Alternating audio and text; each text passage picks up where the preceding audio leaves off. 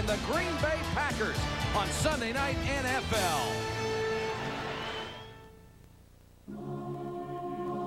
The path of righteous men is shrouded by the tyranny of evildoers. The blast of the ruthless is like an icy storm. Blessed is he who has been a refuge to the needy.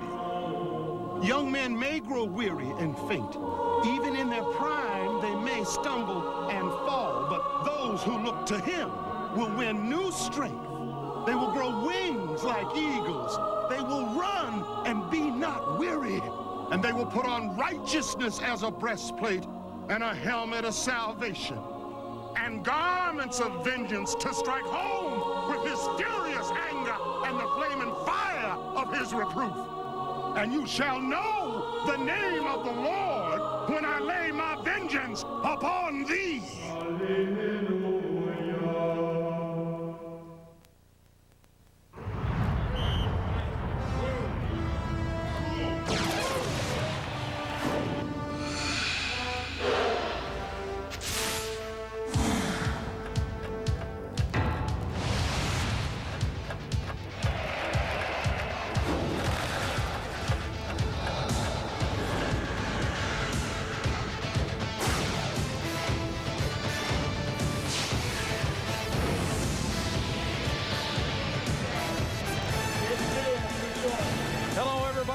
Patrick, along with Joe Theismann and Mark Malone. Welcome to the NFL on ESPN.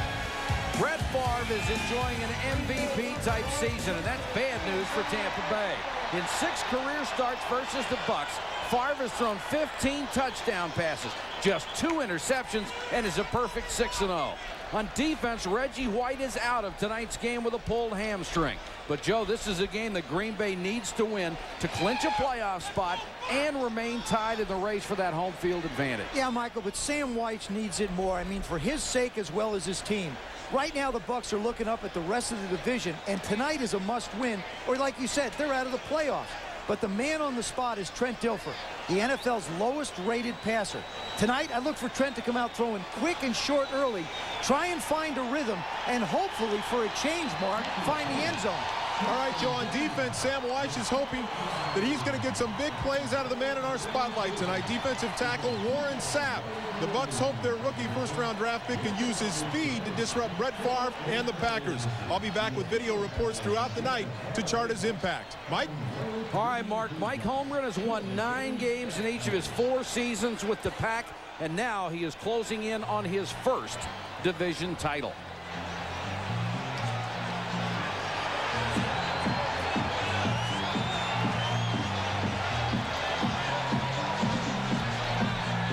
Green Bay has won the toss. They'll get the football. Husted teeing it up. George Teague and Antonio Freeman are deep to receive for the Green Bay Packers. And the playoff pressure is on. And after what happened in Philadelphia, the Packers know there's a lot more at stake tonight than there was. Skips by Freeman into the end zone. And the Packers cover it up there. Brett Favre is having an MVP year. He leads the league in yards and in touchdowns with 31 and only 12 interceptions. Robert Brooks has assumed Sterling Sharp's role in the passing game, has 77 catches for 1,120 yards. Up front, the Packers got a lift from Aaron Taylor's return. The powerful guard missed his rookie year with a knee injury.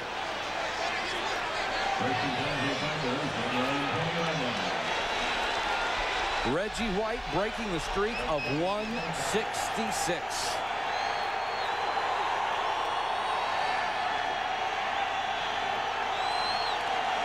Favre to throw on first down. The Levens in the flat. Dorsey Levens gets about 9. For the Bucs defense, first-round pick Warren Sapp returns to the starting lineup. He's been very good against the run. Hardy Nickerson has been the foundation of the defense. In 43 games with Tampa Bay, he's been the leading tackler 35 times. And Martin Mayhew has been burned lately, but still leads the club with 5 interceptions, the most here since 1990. Second less than a yard for the Green Bay Packers. Favre to throw again. Pump fake, chased. Throws incomplete.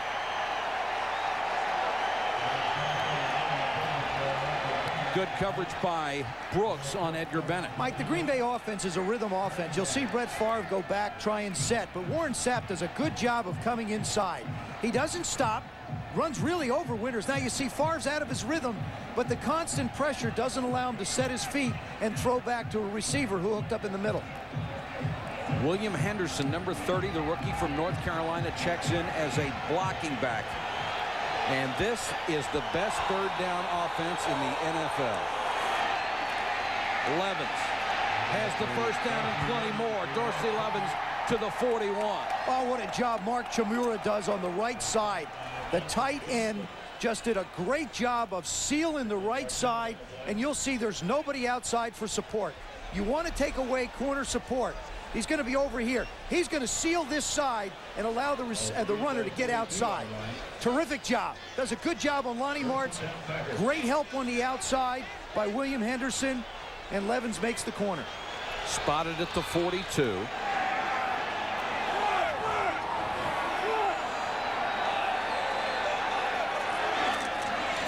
Delay to Bennett. Not much there. Sapp, the first man to hit him, got maybe a yard as he was swarmed by the Bucs defense. You know, it's important early for the Bucs defense, Mike, to try and take away some part of Green Bay's offense. And it looks like what Rusty Tillman, the defensive coordinator, wants to do is get enough people around the line of scrimmage to shut down the run and force Green Bay to throw the football. Now, the way Brett Favre's been throwing, I don't know how good an idea that is. But may not be the greatest choice in the world.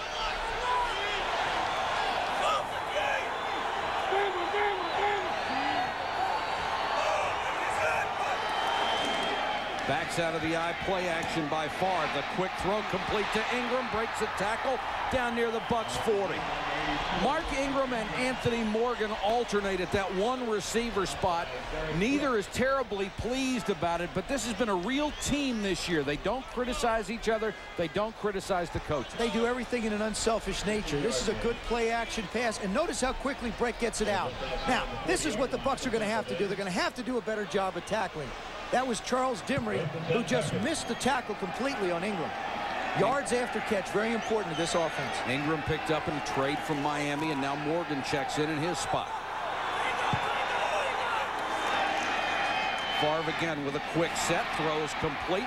Got about 7 yards to Robert Brooks, his 78th catch of the season. What a year he's had. And also, remember, too, Green Bay scripts their plays. And what Mike Holmgren is doing with his play call is he has first and second down scripted. That's what he wants to run. This is the other play he wants to run. He gets the 30, he has a little package to go to. Right now, from what I can see, Mike's script is completely on the right page. Beautifully written so far. 2nd and 2.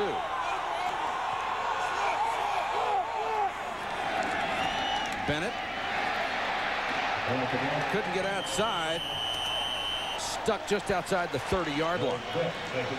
Brooks and Dimry came up on the tackle. Edgar Bennett would love to get that 1,000 yards. It means an awful lot to him. And it would mean an awful lot to the people in Green Bay because they're used to success. They haven't had one since 1978, and Bennett would like to break that streak. But also, you talk about respect, too. I mean, the way everybody looks at running backs in the leagues is if you get 1,000 yards, automatically your peers respect you. Sure. And that's very important to Edgar. He wants people to look at him as a running back. Here's a guy who was a fullback for his first years in Green Bay. And he and Dorsey Levens literally switched positions this year. Should I take another shot? Go ahead. You haven't hit one yet this year. He made it. Oh, come on, Red. Give it to me. Oh, I can't believe it. Oh, how much closer can I get? I am closing on it, though. You're perfect as usual. So the Packers will face 3rd and an inch. The offense is, I think it's such an advantage on the 30-yard line, 3rd down and short. You really are in 2-down range if you want to go for it.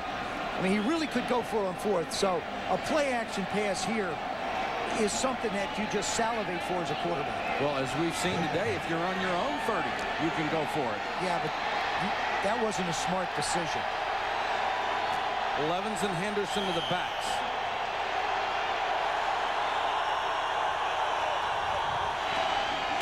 Dorsey Levens dives and has the first down.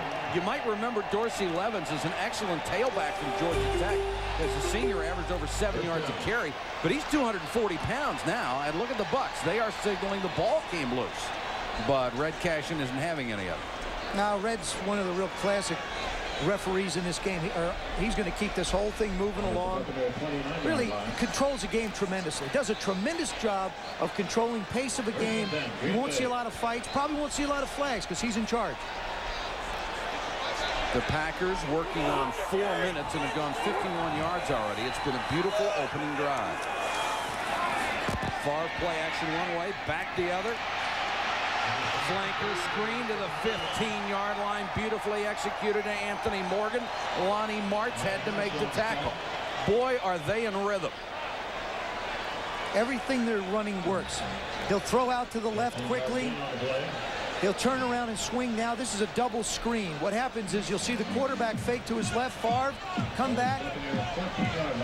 Morgan does a nice job of spotting up his offensive lineman. Then he just turns it on and accelerates into a small gap.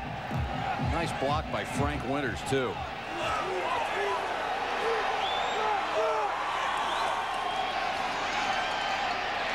Favre goes into the flat to Bennett.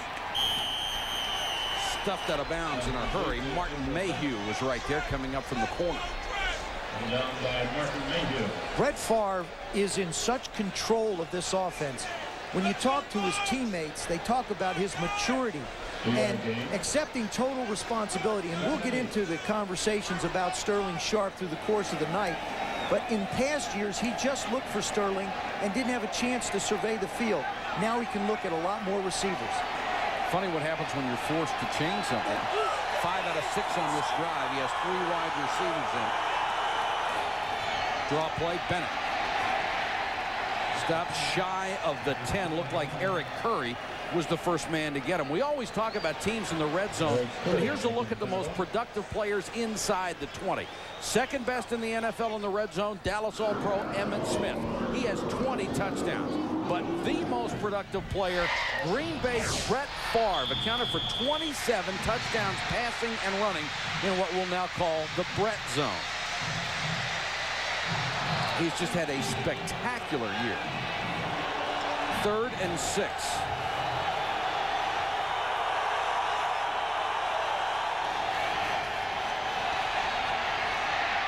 Favre guns it over the middle. It's intercepted. Picked off by Melvin Johnson, the rookie from Kentucky. You know, Mike, we were talking about Green Bay's effectiveness inside the red area. Tampa Bay has done an excellent job as well. And they did it again. 0-0 first quarter. Mutual Life. There are a lot of good reasons for choosing the quiet company. And by True Value. No matter what you need, help is just around the corner. 0-0 as Green Bay drives the length of the field and gets nothing out of the drive on the interception in the end zone. Dilfer and company start from its own 20.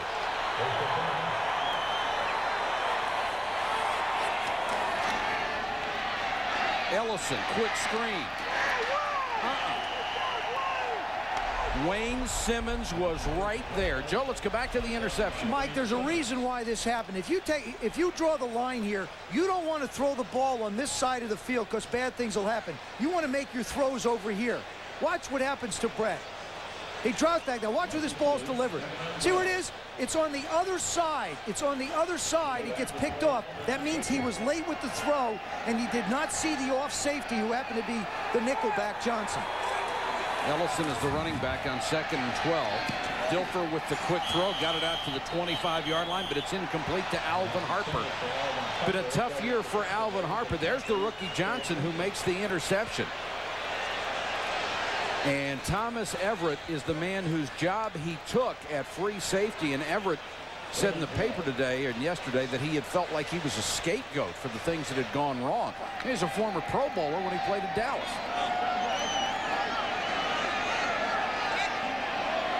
3rd and 12 for the Bucks.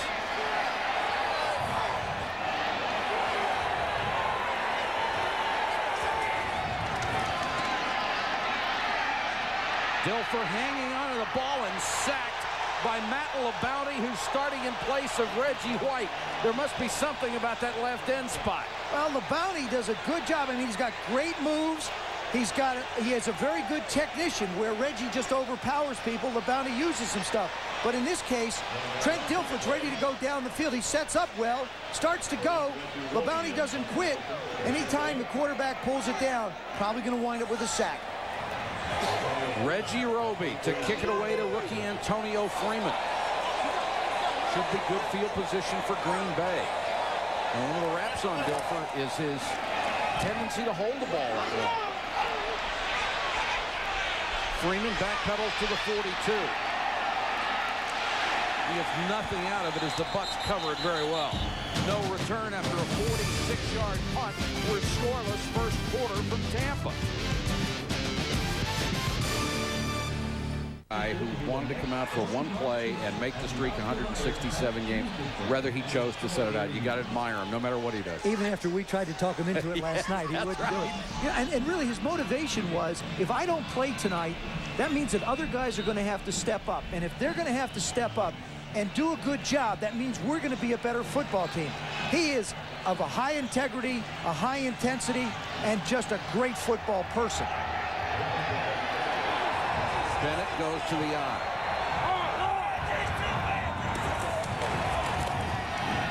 Edgar Bennett stuffed at the line of scrimmage. That one who made the play was Chidi Ahanotu and Warren Sapp. They both just stuffed up the hole. Did a nice job. Well, see, a lot of times all you have to do is stand up an offensive lineman and not allow the back to read either one side or the other. If you can stand them up square, you make the back make a decision. In that case, Edgar just ran right into the back of Dotson.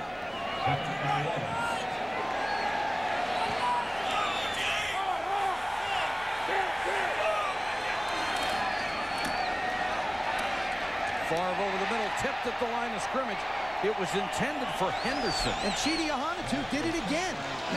He really has a terrific ability to be able to rush as well as see the quarterback trying to make a play. He understands what Green Bay is going to do. Watch the right part of your screen.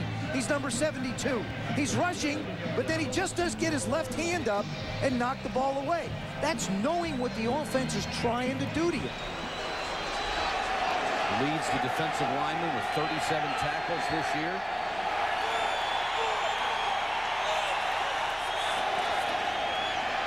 Favre wants the screen to Bennett. Got a good block and dumped just short of the first down, it appears. Martin Mayhew made the tackle. Santana Dotson nearly got him in the backfield.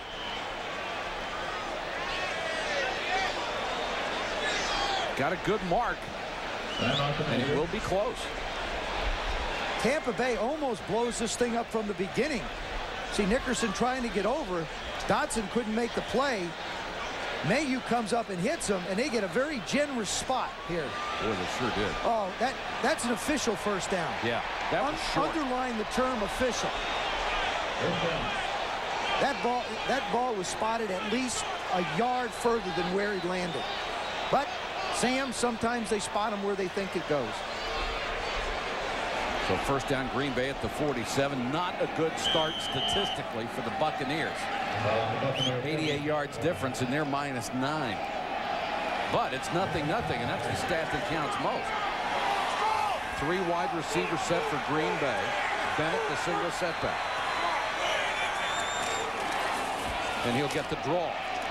Edgar Bennett nearly broke that one. Got down to the 42-yard line. The Tampa Bay defense, they were really happy with the way they were playing at the beginning of the year, but things have gone sour. They have slipped to 22nd overall. Michael, the first 7 games, they have 21 takeaways, allow teams 15 points a game. The last 6 games, just 6 takeaways and 25 points a game. Rusty feels like his ball club's just gotten tired because they've been on the field that much. 2nd and 5. Favre throwing on the run. Brooks pushed out of bounds. He's got the first down. Brooks with 2 catches in this game. Told us last night he's been measured with 3% body fat. I have 3% body fat in my eyelids. And runs forever. 3%. His teammates marvel at his ability to be able to stay fresh. And he said, hey, look, if I got tired at the end of a game, I wouldn't be as productive as I can be, and I'm never going to allow that to happen. Wouldn't Vince Lombardi love that one? He said, fatigue makes cowards of us all.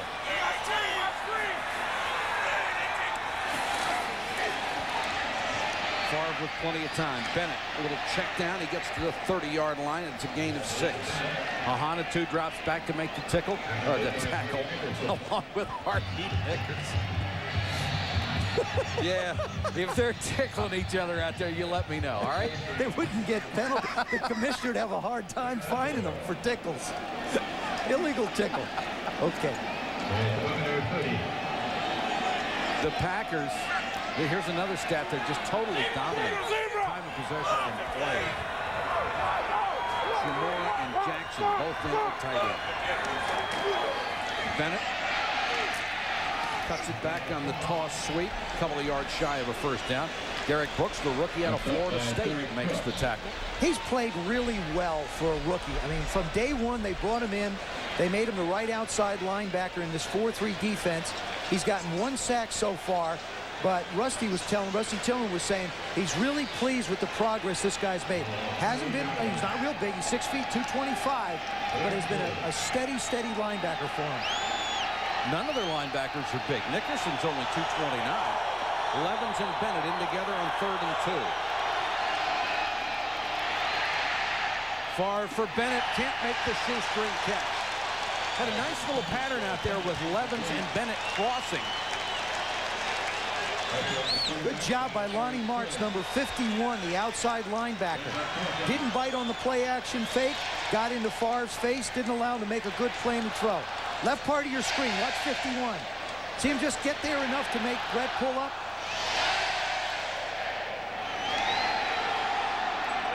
Chris Jackie comes on for a 45-yard field goal attempt. And he's kicking into a pretty good win, Mike.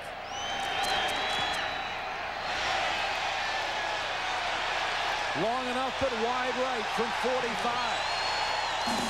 So the Tampa Bay Buccaneers, who have negative yardage, are still tied.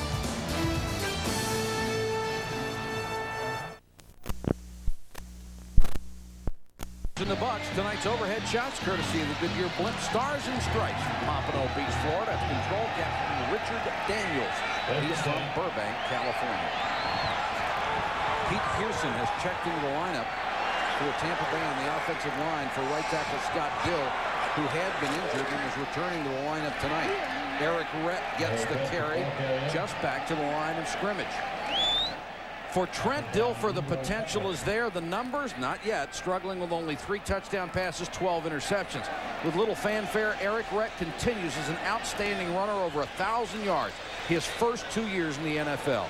And Paul Gruber has now started more games than any other player in Bucs history, most of them at a Pro Bowl level.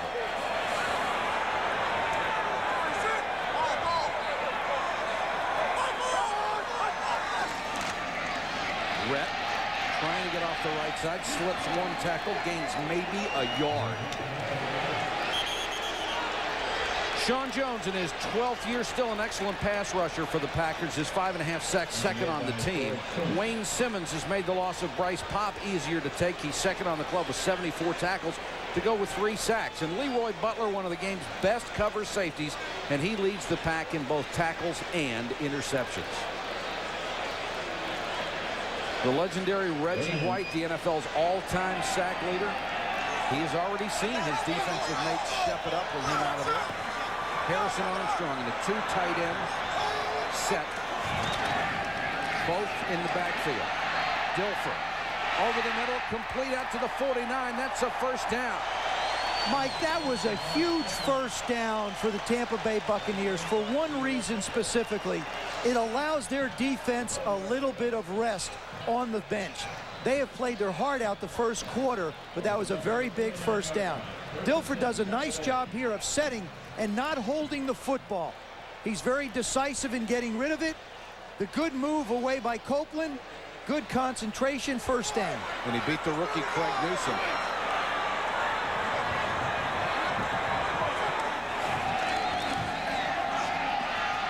Dilfer steps up in the pocket, sidearms it, and just out of the hands of Alvin Harper.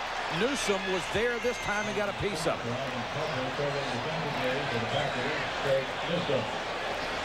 Alvin Harper with 38 catches coming in. Looking at the defense, not even looking at Newsome. Knows where he wants to go, runs the little juke back out. And really, Dilfer was just late with the throw. That's why that wasn't a completion. Newsome, a good-looking rookie from Arizona State. Second and 10, here comes the blitz. They go with a flanker screen. Copeland to the 40, to the Packer 36-yard line. Nice call against the blitz. Excuse me, Hawkins. Good quick release. They go into shotgun on second down, the Bucs do. You'll see Dilfer fired out. What they want to do is they want to attract people coming in. Okay, back out real quick. What you do is you get the defense focused in, get it out to a receiver, put some blockers in front of them, and allow them to run with the football. Courtney Hawkins with his 28th catch of the year. First down Bucs in a rapidly moving first quarter. Dave Moore is the blocking back, number 83. Dilfer with time. And incomplete, intended for his tight end, Jackie Harris, who has had a huge year with 51 catches. The former Packer. Left tackles are a quarterback's best friend, Paul Gruber, working against Sean Jones. Tries the right arm slap, then the right swim. Does a nice job of keeping Jones away from Dilfer. Really, Scott Dill at the right tackle position, I think, has got the biggest chore going up against Matt LeBounty.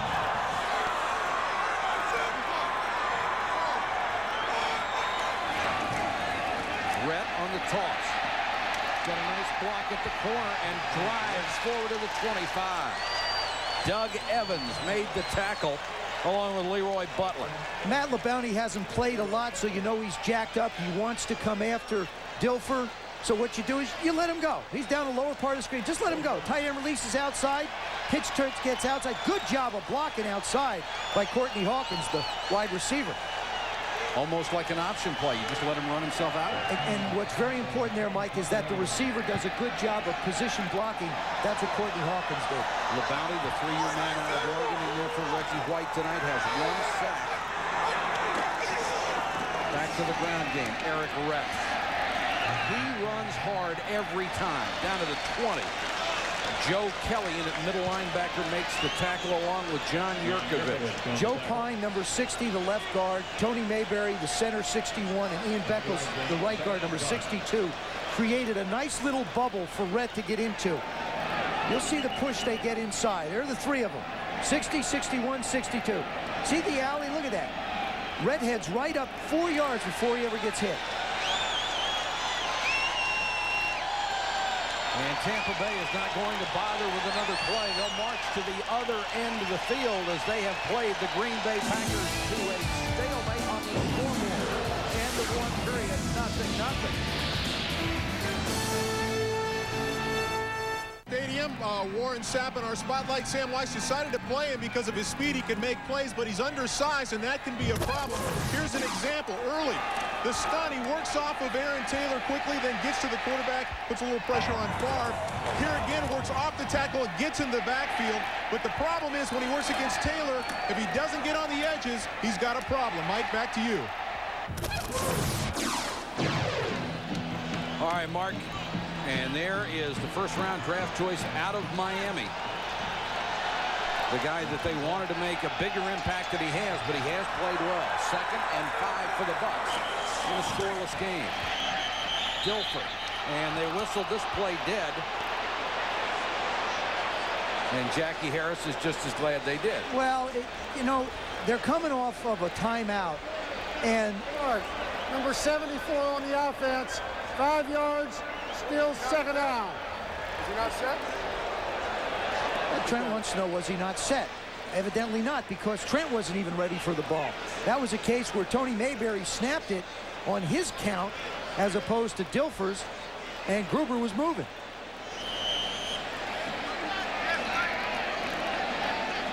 Jerry Ellison, number 37, will come back in on 2nd and 10.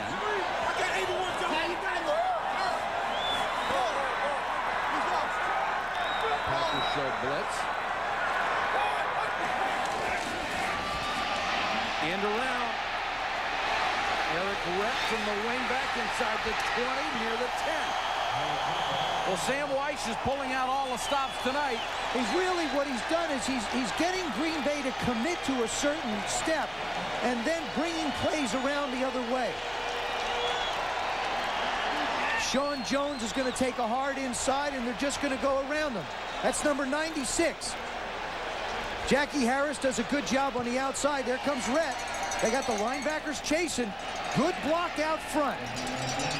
They've gotten some excellent blocks on the perimeters from their wide receivers and their backs. First down, Tampa Bay, and Fritz Shermer, the outstanding longtime defensive coordinator, now the defensive coordinator for the Packers, trying to find a way to stop this drive. Dilfer throws to Moore, the H-back. He's double-teamed and tackled. Let's check in with Mark Malone. Mark? Thanks, Mike. Warren Sapp again in our spotlight. We've got some numbers on him right now. He's been run out one time for just 1 yard. He's made 3 tackles, got a quarterback pressure, but again, he's not playing on sure passing downs. The fact that he's 6'2", only 280, a little undersized, he has some problems against Aaron Taylor, a big, strong left guard. Mike? Well, Taylor is a load, and that is the rookie from Arizona State, Mark, your alma mater, Craig Newsome. We will check on his condition when we come back. You got it. That's Chinese, but you don't.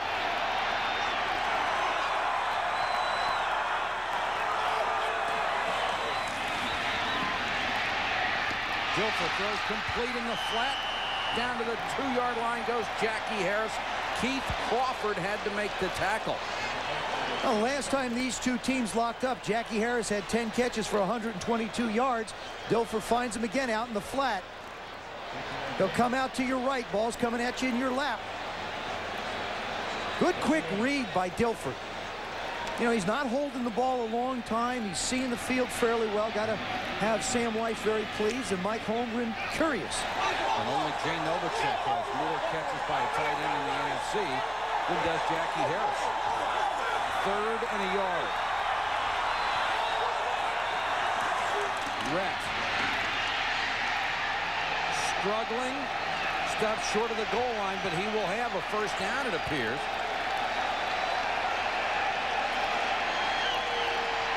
Sam Wyche under fire, 22 and 39 in his 4th season. Fred Strickland, number 55, plays off the block in the middle by Mayberry. Comes up and makes the play. And then Leroy Butler comes in and helps out.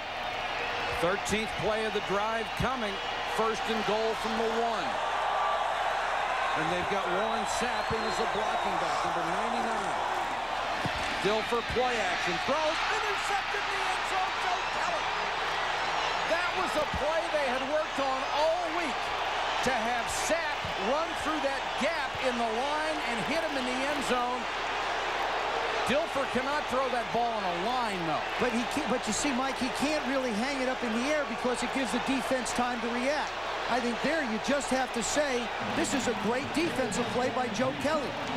He doesn't buy it, and he stands up. See Sam, number 99, fights his way through. Kelly sees it all the way and makes a great reaction. Boy, is that tremendous recognition. I mean, that's just great recognition. Sapp was there. Kelly saw him, reacted, and then he wasn't. What a play by Joe Kelly, who missed 2 days of practice this week because of a death in his family. And you can see the reaction by Dilfer. Edgar Bennett just pounds straight forward into the arms of Nickerson. Mike, you know how much of a knife in the heart that was for Dilfer. Oh. He's gone 9 games without throwing a touchdown pass. This one really takes a lot of pressure off of him, but Joe Kelly steps in front and makes a great play. And he's thrown the ball so well on the drive, as you said, throwing in rhythm, throwing on time, not holding the ball. He has his numbers, 5 of 9, and he's got the 1 INT. 2nd and 7.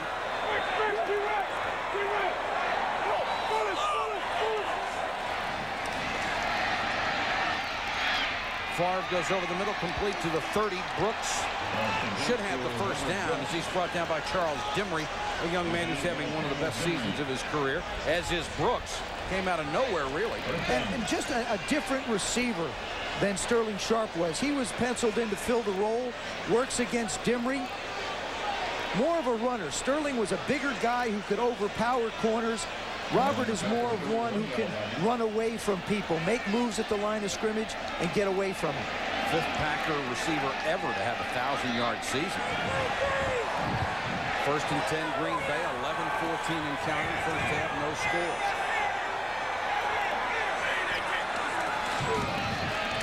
Favre had that one tipped at the line of scrimmage, intended for Ingram. That one the guys up front got a hand on it. Looked like Eric Curry, 75. That was a ricochet job. Curry reads it, gets his hands up, ball takes off.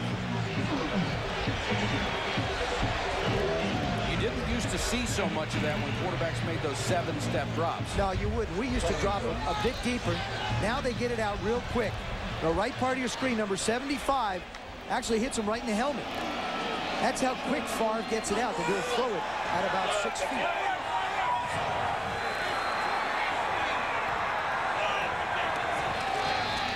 Draw play to Bennett.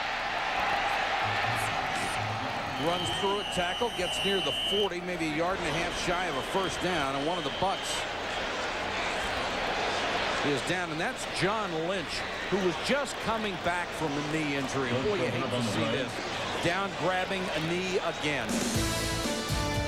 We'll check on John Lynch when we come back. Still scoreless in Tampa. Brought to you by Visa. It's everywhere you want to be. By Honda, who offers an impressive family of cars, sport utility vehicles, and minivans. And by Video Guide, the on-TV program guide with news, weather, and sports. It's about time. Back in Tampa, 10:52 to go first half. Packers and Buccaneers are scoreless. Green Bay faces 3rd and 1 in its own 40.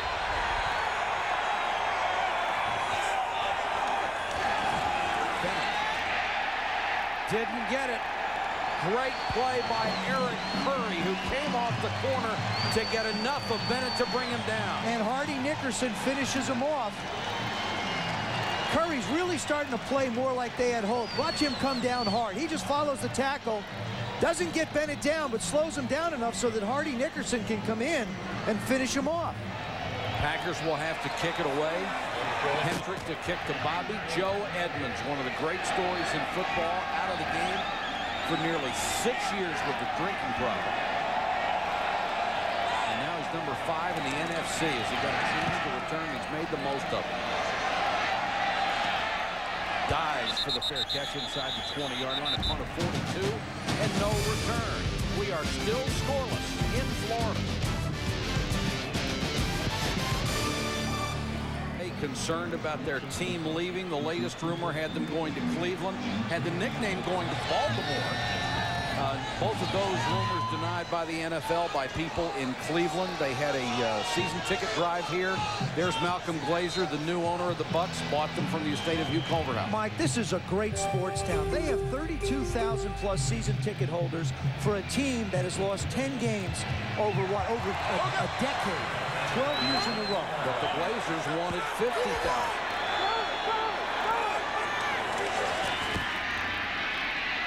Dilfer chased out of the pocket, flagged down. Dilfer gets out of bounds to 23, and that looked for all the world like a holding call. Usually is when the flag comes in that way.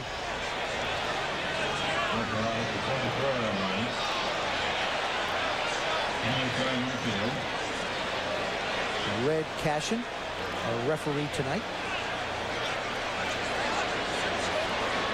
The other destination that has been rumored for this team has been Orlando, but the Glazers want a new stadium wherever they go, and right now they can't seem to find a city that will build one. Holding during the run. Number 74 on the offense. Half a distance to the goal. Still first down. Paul Gruber. Yep, Gruber and Sean Jones, number 96. He starts outside. Paul gets a little off balance and then tries to grab and do everything he can. know, the biggest problem Gruber has with people is when Sean Jones is lined up where he is now, way out to his left. We call it in space. That's what they refer to. See, there isn't a person around him. 4th and 19 after the penalty mark. Dilfer takes off again. He's a big kid, gets out to the 23-yard line, 6'4", 235. Not afraid of contact as we saw last week. I know. I was talking about Sean Jones lined up in space. Look at all the room out there. Now, he can set up any move he wants. Come hard outside and then try and swim inside. He could bull rush. He could try and take a speed rush around the outside. He has all those options available to him when he lines up that wide. 2nd and 7 after Dilfer scrambled.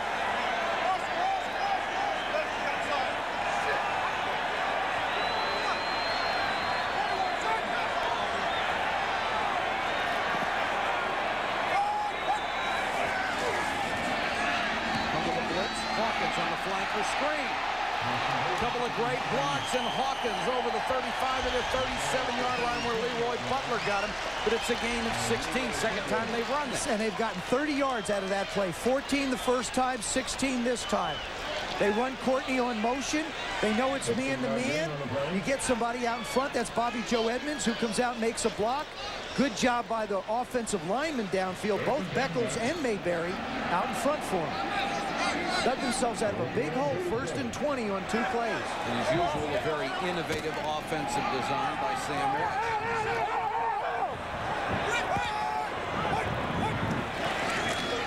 Eric Rett was off the right side and slithers across the 40-yard line. Bernardo Harris was there. Remember, Michael, the left defensive end or the right offensive side is where Reggie White lived. And you never ran at Reggie White.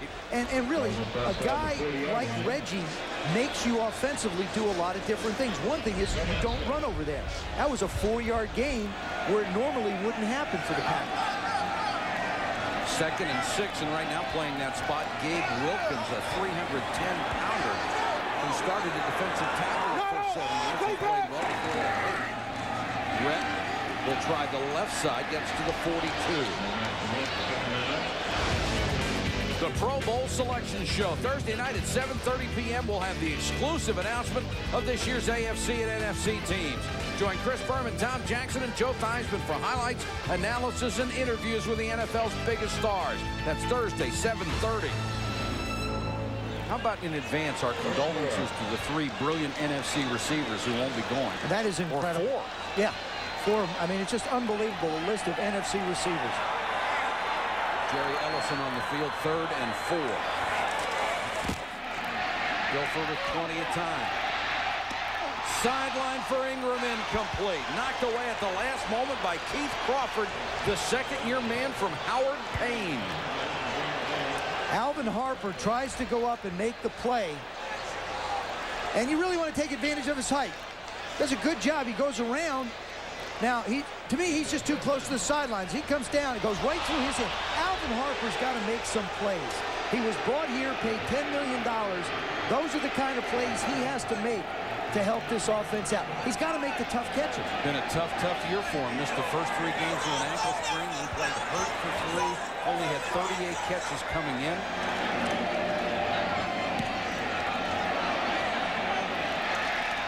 Roby with a line drive punt. There's a fumble. The Packers recover at the 19-yard line. Lenny McGill dove on it and saved the big play. Loss of 2, a 36-yard punt. Harper on the sidelines, and sometimes the things you say come back to haunt you. He said in the paper today, I need to get the ball more. Well, there was one where he had the ball. Well, they've tried to get it to him 3 times today, and that was when we needed to come up with a big play. You see the average in per catch. Unbelievable. Edgar Bennett goes out as a wide receiver as the Packers take over. Favre with time, throws underneath, incomplete, intended for Ingram.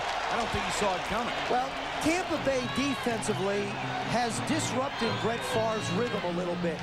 That time he threw the ball behind the receiver, which means that he's not in rhythm. If he's in rhythm, you can tell. The ball is out, it's hitting the receivers in the numbers. If he is rushing a little bit or is a little bit late, the ball gets sprayed around. Both quarterbacks have had a pass intercepted in the end zone to kill what looked like a short touchdown drive. Bennett and Levens, the backs on 2nd and 10.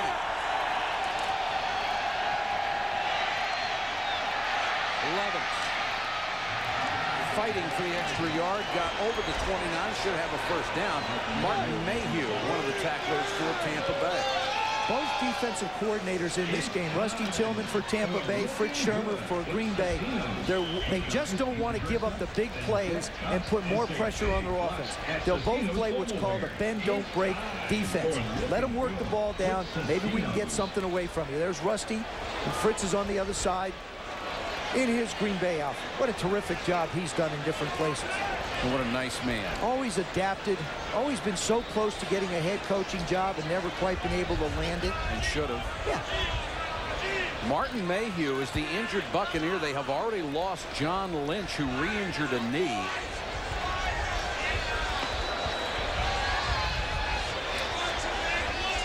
Mayhew coming up on Robert Brooks.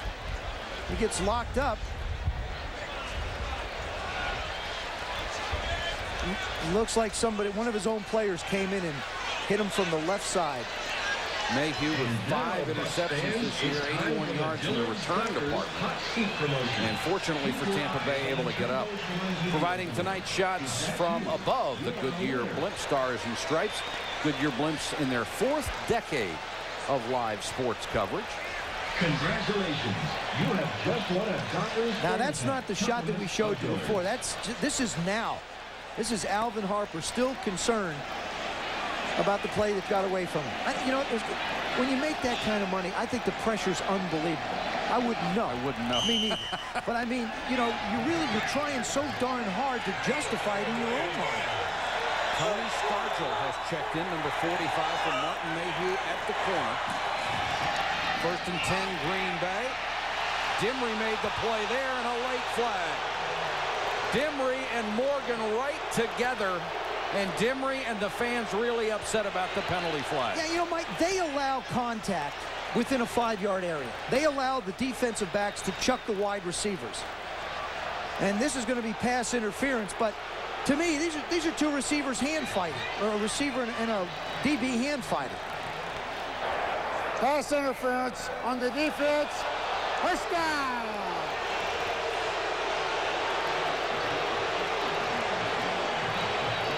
Left part of your screen. There comes. He got his right hand on the ball. Couldn't quite tell where his left hand was. Now, you can touch a receiver. You have to physically move them in order to make it interference. That looked like a ticky-tack call. Bennett following Aaron Taylor. Good guy to follow at 305 pounds, and Dimry makes a tackle. Heard all of last year. Aaron Taylor, the rookie, #1 draft choice out of Notre Dame. Good athlete, big guy, can run.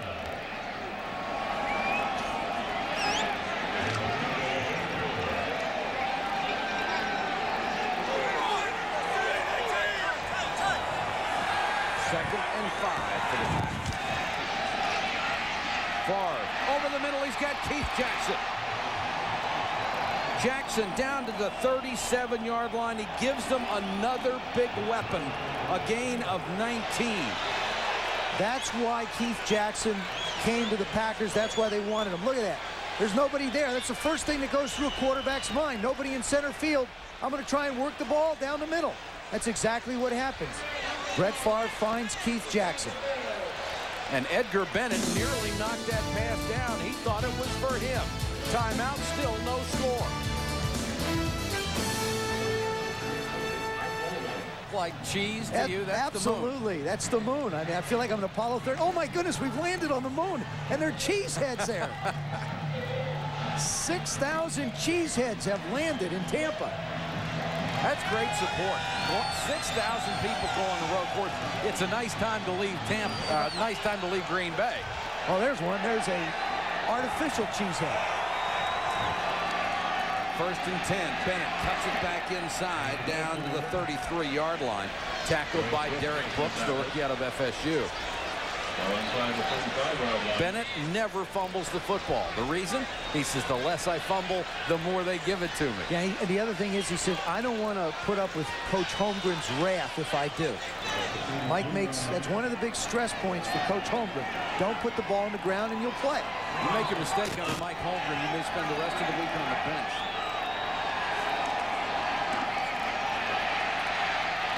Favre hanging in there as long as he can and then throws easily over the head of Mark Ingram, incomplete.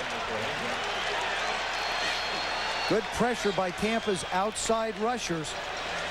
They really are. They really are causing Favre to hold the ball longer. And the longer you hold the ball as a quarterback and you have a lot of crossing routes like Green Bay runs, they go from one zone where somebody's covering it into another zone where they're covering it. So the longer he holds it, the tougher it comes to find places to put the ball. 3rd and 6 with 4:27 to go in the half.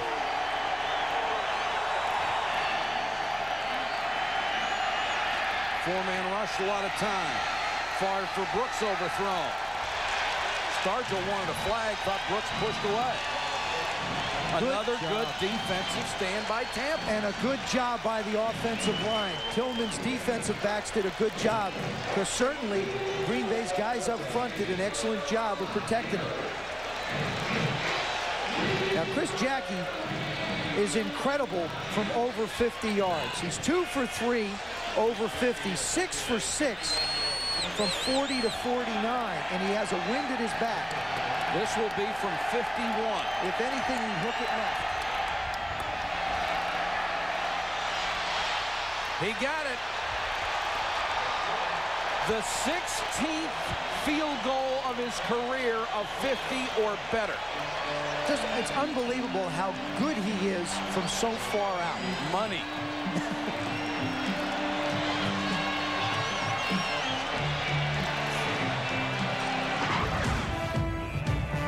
The best pregame show in the NFL can now be seen on Saturday and Sunday at 11:30 a.m. sharp with Chris Berman and the gang on NFL Game Day. Then at 7, all the highlights of all the games on prime time. And at 8 p.m. Eastern, Sunday Night NFL, the Oakland Raiders and the Seahawks in an AFC West battle.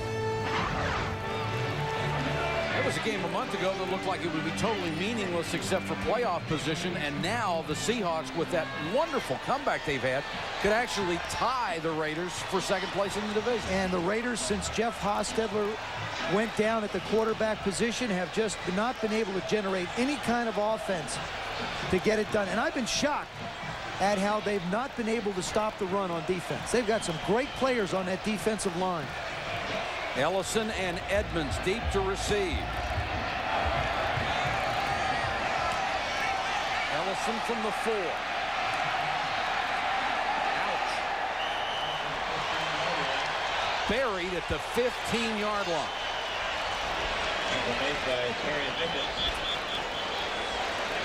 Travis Jervey downfield on special teams got the hit, along with Terry Mickens. Both of those turnovers were interceptions in the end zone. The Packers dominating statistically, but right now they're up only 3-0 with 4:02 to go first half. Mike Patrick, Joe Theismann, Mark Malone with you from Tampa, Florida, where it's about 40 degrees tonight. Packers even brought the weather with them. Bob Kuberski, number 94, checks in on the Packers defensive line. Flag is down. Pass over the middle, a dangerous throw. Let's see. Complete or not? No, it is not.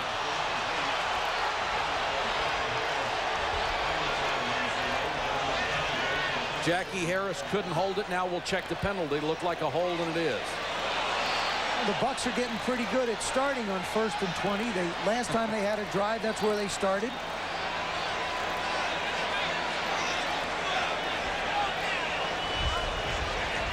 Each time, see Sam hold up his hands and his fingers. That's not hook 'em horns for all you Texas fans. I want you to know that. But what it is it signals formations and plays. Holding, number 60 on the offense. Half the distance to the goal, still 1st down. That's Jim Pine. Scott Dill is out for the game at right tackle, re-injured himself, and Pete Pearson has come in for him. Pine, by the way, third-generation NFL. His grandfather played for the Providence Steamroller and his dad for the Boston Patriots. Eric Rett, the single running back on 1st and 18. Dilfer in the flat. Hawkins again on the flanker screen. Third time they've run it, the third time it has worked. And they've run it from different formations. They've run it with movement with Courtney Hawkins. They've run him across the formation. Now they line him up outside and just let him hit the hole and move quickly. It accomplishes everything they needed to. It gets them back into makeable distances on 2nd and 3rd down. Plus, they're nice, safe plays that are just like runs.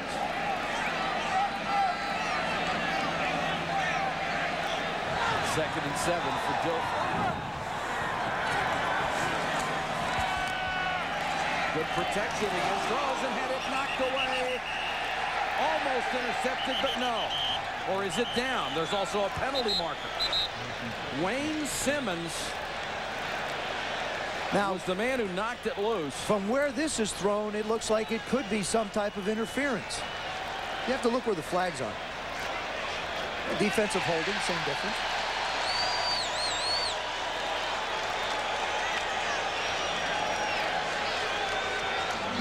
Fritz Shermer thought his defense had gotten a rare Holding, turnover. number 54 on the defense, 5 yards, touchdown!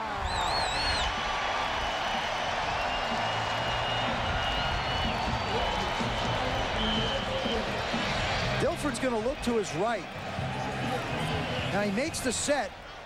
He's got him in the hole, but I mean, what he anticipated was that linebacker moving outside a little bit more, Wayne Simmons, and he didn't. First down on the defensive holding. Dilfer end around to Rett. No way. Matt Labouty was there to mess up the timing. Second big play of the night for Labouty, starting for Reggie White. And Pete Pearson, the right tackle, number 69, is not the starter there.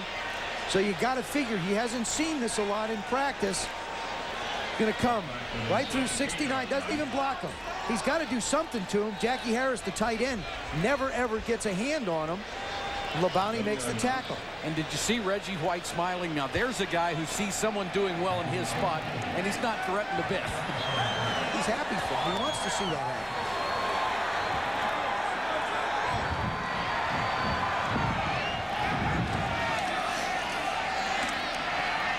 Dilfer goes underneath on 2nd and 17, up to about the 23-yard line for Harper. Bernardo Harris is there. Alvin Harper is fighting himself tonight. That was not a comfortable game. See him shake his head. I mean, he's fighting himself. He's not comfortable in his routes, and he's not certain in the way he's catching the ball. He's a much more sure-handed receiver. He comes down, sees the hole, plants. Now he slides and really doesn't move his feet, but just sort of reaches out with his hand. And I know he's bothered by what's happening to him this evening. He'll come up and make a big play. You watch. He's just that kind of guy. Somewhere in this game, Alvin Harper will make a big play. The last 2 years with Dallas averaged 21-6 and 24-9 receiving, and this year he's averaging only 14-4. Green Bay took the time out there with 2:13 to go. And I think that's the difference in being what I call a complementary receiver or a primary receiver. Michael Irvin is the primary receiver, and boy, have we seen it this year. Alvin was the complementary guy, but his 33 receptions last year resulted in 8 touchdowns. The Packers caught off guard, and the Bucs come up throwing. Another Sam Weiss special. They practice that. I watched practice on Friday, and that's a great job by the line and Dilfer. Mike Holmgren looking around. This is going to make his defense get ready quicker. See, they're substituting. They're confused. They don't have the right people on the field. First down. Fortunately, Mike Pryor got over there to run Copeland out of bounds, or it could have been even a bigger play. We've reached the 2-minute warning. Green Bay leading Tampa Bay by 3. Spotlight tonight. Let's go to Mark Malone. Thanks, Mike. Warren Sapp has played considerably more in this game than he has so far this season, and he's using that time to set up the pass rush. Right here, he bull rushes Harry Galbraith, almost gets the pressure. Then he sets him up for the swim move. Nice move by the rookie, but the problem is the ball gets away so quick in the Packer offense that he really hasn't made the plays Sam Wyche had hoped he had. Here's his numbers. They've run at him 3 times 15 yards. He's made 3 tackles, a quarterback pressure. He's double-teamed 3 of 20 plays. Mike? All right, thank you, Mark. The kid is going to be a player for a long, long time for the Buccaneers. Dilfer under pressure, short set.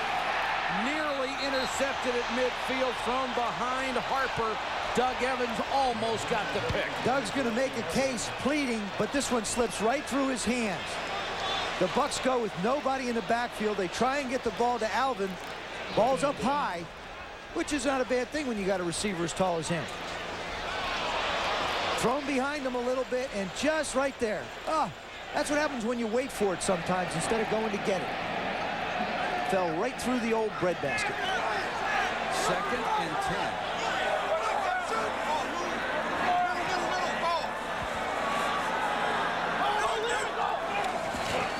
Draw play, Rhett. And waiting for him in the hole was Wayne Simmons, the 3rd-year man out of Clemson. And Rhett didn't like something that happened in the end, and there's Fritz Shermer. He wants a timeout again. The Packers want the ball back with some operating time.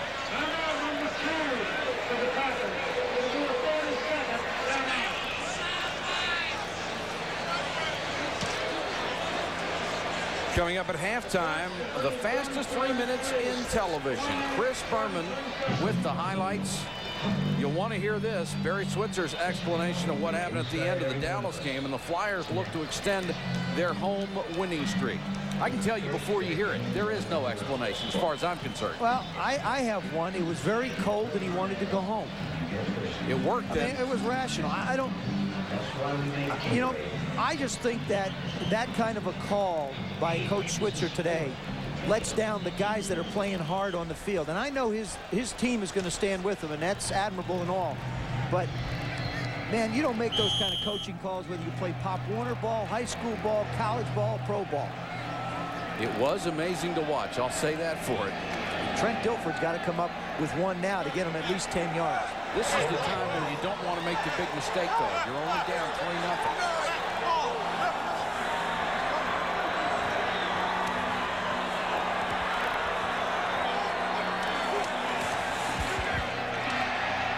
Dilfer with time, throws short. Copeland makes the catch. Now, that's what I don't understand. You got 3rd and 10, throw a 5-yard pass with a guy who's on the ground. Well, you know, Mike, I hear people say that, but part of the problem is if the guys that are open 12 or 15 yards down the field aren't there or they're not open, you have to go someplace else. Routes are designed in layers. You've got the guys 15 yards, you got the guys 10, you got the guys 5. And if the read takes you to the 5-yard guy, you have to do it. If you try and force it down the field, you can get yourself in trouble. That would be the big mistake that I said you can't make. I got it. Right. That would be the rational explanation. I like that. Packers have called timeout to conserve more of the clock with 1:35 to go. Antonio Freeman is deep to wait the punter for Roby. Dilfer, who had his 13th interception as opposed to 3 touchdowns on the season earlier. And the Bucs have turned it over twice. They are fortunate to be only down 3-0.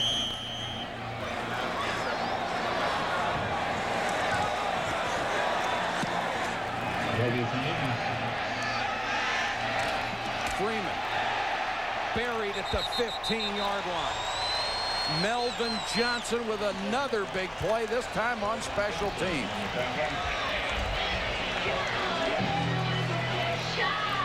The 2 key plays of our first half here in Tampa Bay. Brett Favre, opening drive.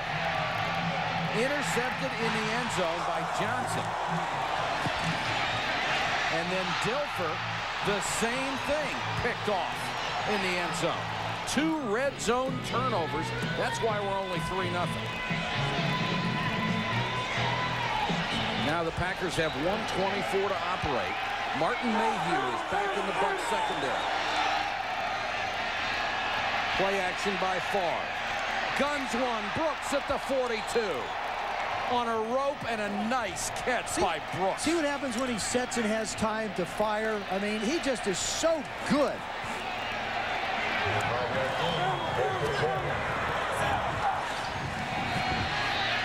Wants the screen. Bennett with a nice catch. And a nice job of following his blockers at the midfield. See, now that would have been something that Edgar should have thought about getting out of bounds. That's why I think Mike Holmgren ran the play towards the sideline to give him a chance to get out of bounds and stop the clock. Time is of the essence for him now. 2nd and 2, and Favre will just kill it with 39 seconds left. If he runs out of bounds, and instead of it being 3rd and 3, it's 2nd and 5, so what? Sure.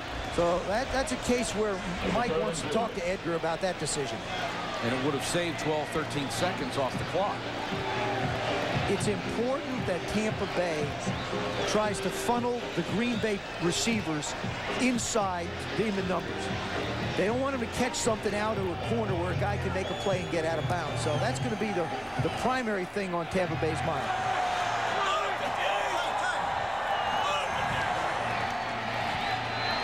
Favre had that one batted up in the air. Mark Wheeler, the 6'2", 4-year man out of Texas A&M, knocked that one away. And the other result of not getting out of bounds 2 plays ago is you had to use 2nd down to kill the clock, and you only have 1 shot at a 2-yard game. Exactly. You're right, Mike. You got to be thinking every play. There's a reason for it. Bobby Joe Edmonds drops deep for Hendricks' putt.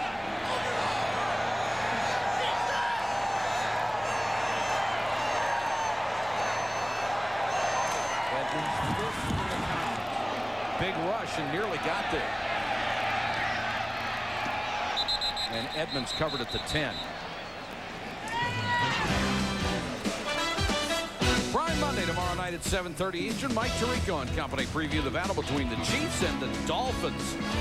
We'll have all the latest news from around the NFL and go backstage with Miami linebacker Brian Cox. All that and much, much more tomorrow night, Prime Monday.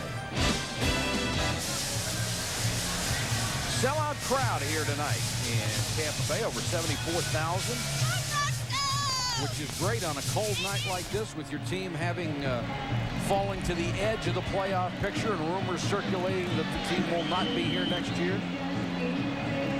Now there's 2 legends, NFL Buck fans and Mr. Berman, our 3-minute wonder. And Chris will be along shortly.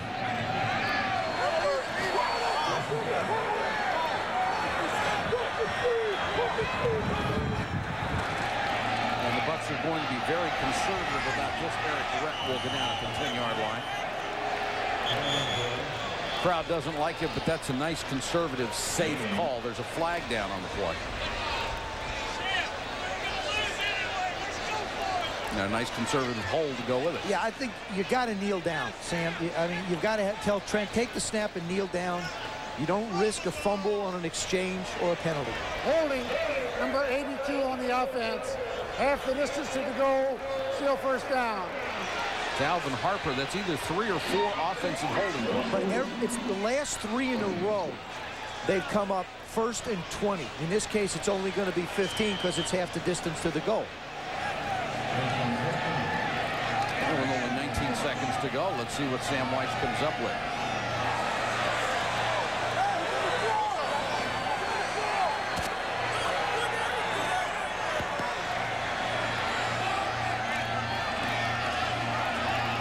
They'll give it to Rett. Fights his way outside the 10 to about the 13-yard line. Wayne Simmons made the tackle for Green Bay.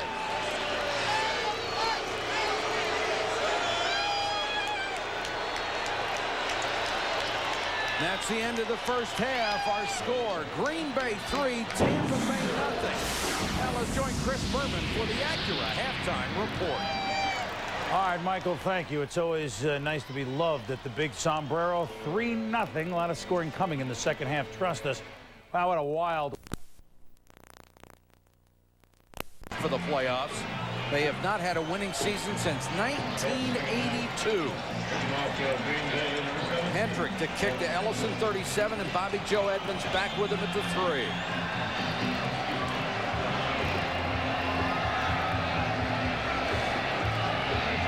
You know, this is one of those games, Mike, where Green Bay comes in, I think, playing better football. They've been real hot, but the score only 3-0 in their favor. They have to be careful. You leave Tampa Bay in this game long enough, they're going to think that they can get something done, and they might.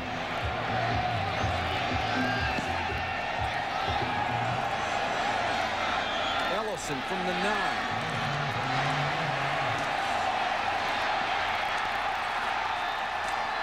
Nice return to the 35. Let's check in with Mark Malone. Thanks, Mike. Warren Sapp was in our spotlight for the first half. Sam Wyche looking for big plays out of the young man. For the most part, he was relatively successful. Take a look at these numbers. Run at 3 times, 15 yards, made 3 tackles, a quarterback pressure. He was doubled only 3 times out of 24 plays. That's a byproduct of the Packers offense. We're going to switch our spotlight now to Sean Jones, the Packers defensive end of 12 years, as he battles Paul Gruber, the old veteran tackle for the Tampa Bay Bucks. Mike? All right, Mark, that'll be interesting. 2 veteran warriors going against each other. Best starting position of the night for Tampa Bay from its own 35. Still for the throw on first down. Has time, goes into the flat, complete to Dave Moore. When you take a look at the first half statistics, Green Bay dominating, especially in the passing yards, but the big one that stands out, an end zone interception for each ball club. Also, the time of possession nearly even after the Packers had a 2-1 advantage in the first quarter, Joe. They've done a good job, I think, Tampa Bay, of controlling the tempo of this game. Dilfer's doing a nice job of getting the ball out, and Sam Wyche mixing up the calls very well. 2nd and 2. Rhett stopped at the line of scrimmage, and Fritz Shurmur said the key is to stop the run and not give up the big play. And Reggie White told us that Fritz Shurmur would probably be more conservative with him out of the lineup. Yeah, and he has been. You haven't seen Leroy Butler, who usually comes a lot from the secondary, number 36, get involved in any pass rushes. And that's not Eric Rhett's type of running, dancing around. He's got to hit the holes and find the creases quick. 2 tight ends on 3rd and short. Rhett has the first down, gaping hole up the middle. Pryor and Butler combine on the tackle, but not until he got to the 36. Mike, this is a case where Green Bay has got a fairly large defensive line. Tampa Bay's offensive line is not that big, so they can't hold him out. All they can do is create quick holes. Ian Beckles, number 62, does a nice job of making the hit. You don't want to ask a small line to sustain blocks. Just give everybody creases, and that's what happened on that one. And Beckles is the one guy up there who is not small at 304.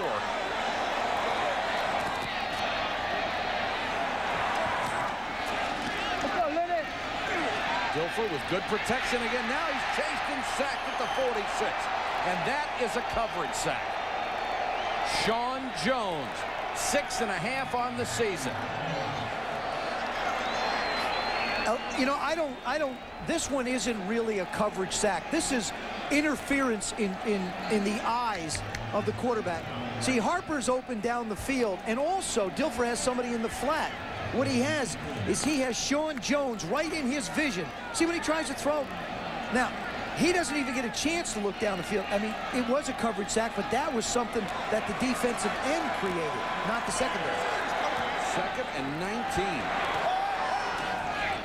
4-man rush. Dilfer over the middle, incomplete at the 32. Thrown for Hawkins. The coverage by Leroy Butler. In the last 2 plays, he's had some happy feet. He has. He's not real comfortable with this offense yet. He's still a rookie in my mind, even though he was on the team last year, missed all the training camp. Gone, forget it. He's still a rookie. You're going to see, I think, this kid improve. A lot like we saw Brett Favre improve as he became more comfortable with Green Bay's offense. If he improves as much as Brett Favre, they'll be happy. A great quarter. They'll be happy here in Tampa. 3rd and 19. Steps up in the pocket, guns it over the middle, complete to the 23. That's a first down for the Packers. That's nice, gutsy hanging in the pocket. You know it's 3rd and 19. You know they're coming after you, and you still stay in the pocket. He is tough, I'll tell you that. This is in real time on the clock. Look at the job the offensive line does. A good 3.4. He finally gets a throw up in the air a little bit. He's been throwing low all day. Copeland does a nice job of going to get it for him. Copeland wanted to make sure he had the first down, and he did. First down, Bucks at the 23. Rhett. Dilfer banged into the up back on the way back and messed up the timing a little bit. That was Dave Moore, the H-back. Trent Dilfer in 9.5 games has not thrown a touchdown pass. I've actually lost count. He did the amount of throws, but it's over 250. In Fresno State, he didn't go 9.5 minutes without throwing a touchdown pass. And he has a shot at a very dubious record. Carl Sweeten, Mike Phipps, and Mark Rippon had 4 touchdown passes in his season with 300 attempts. Dilfer is trying to get there. 2nd and 8. Got all the tools, though, folks.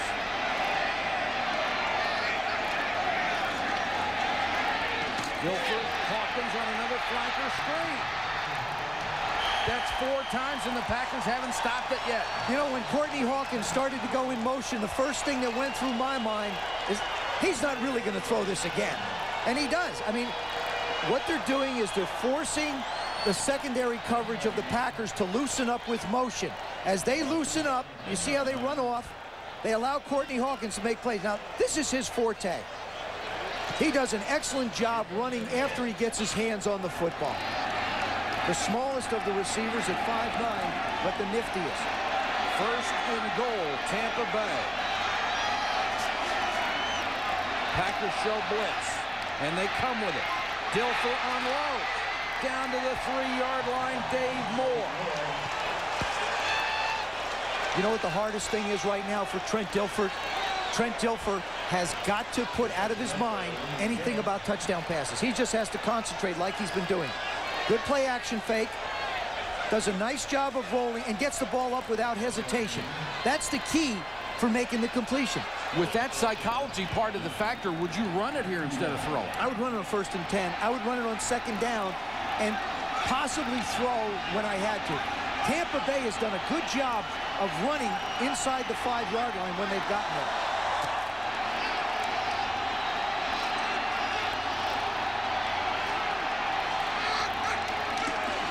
Eric Rhett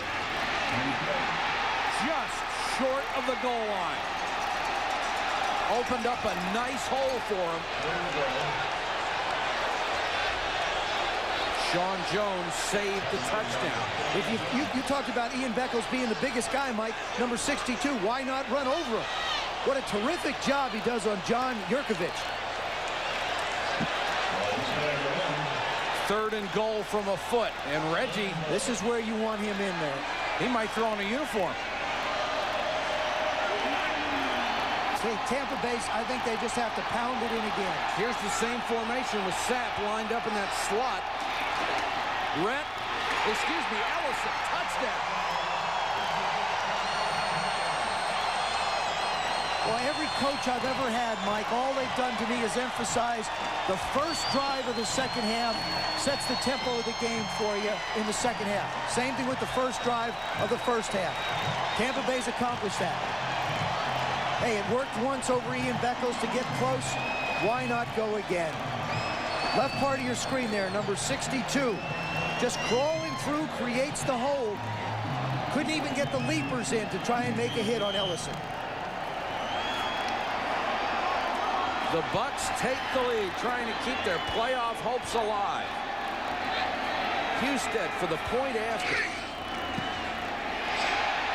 7-3, Tampa Bay.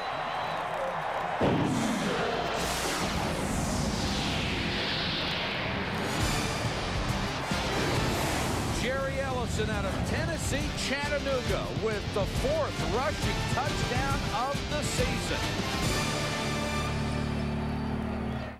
NFL is brought to you by Castrol Syntec, the full synthetic motor oil that protects in ways other oils can't. By McDonald's, official brake of the NFL. And by MasterCard. MasterCard. It's more than a credit card. It's smart money. The Tampa Bay Buccaneers trying to stay alive in the playoffs. They could even their record at 500. and keep the Packers from getting into the playoffs this week. Morgan on a bouncer at the 10. Goes down at the 20. We've got a timeout, 7-3, Tampa Bay. It really is, and that's the thing that they've been complaining about the last 6 weeks, why their production is down. The offense hasn't done their part. Well, the offense just did their part, and I think now the pressure is on Green Bay's offense. The vaunted nature that they've had and the success that they've had, they've got to produce a drive to help their defense out. Favre will start from his own 20.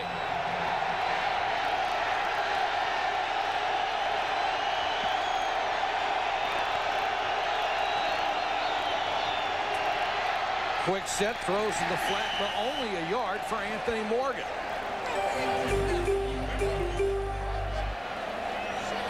Outstanding drive for the Bucs. Took off more than 6 minutes on the clock.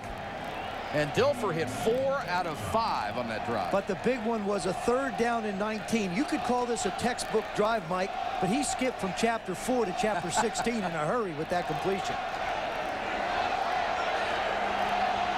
2nd and 9, Green Bay, approaching the 8-minute mark, 3rd quarter.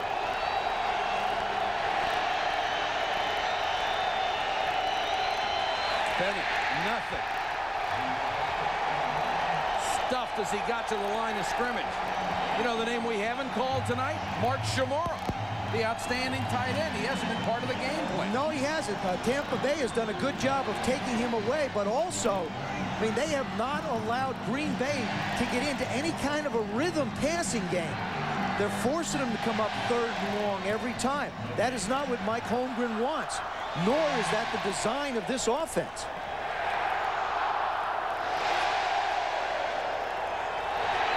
Third and 9.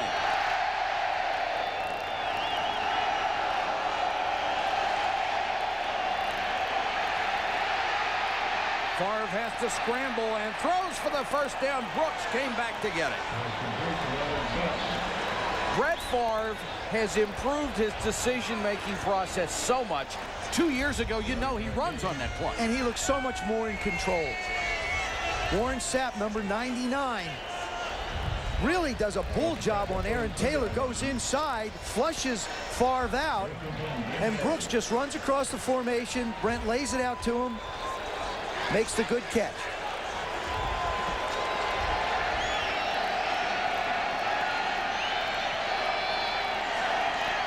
Dorsey Levens gets a carry. And Lonnie Martz was right there. Lonnie Martz has played excellent positional defense tonight. And every down linebacker that they picked up from Kansas City. The thing that he does so well, Mike, is he closes on running plays. I mean, if the play is away from him, he can chase it down. He's put on a little bit of bulk. He's about 235 now, almost 238. So if somebody's running at him, he can handle a tight end as well. Edgar Bennett back in on 2nd and 8. Favre looks near side. Throws complete for the first time to Mark Shimura, but he couldn't hold it. Derek Brooks, number 55. We talked about his ability to get around the field as an athlete. Here he is covering Mark Shimura to the right flat. He's right in his hip pocket. No, there's a catch that Shimura probably would make 8 out of 10 times. 3rd and 8. The crowd really in it.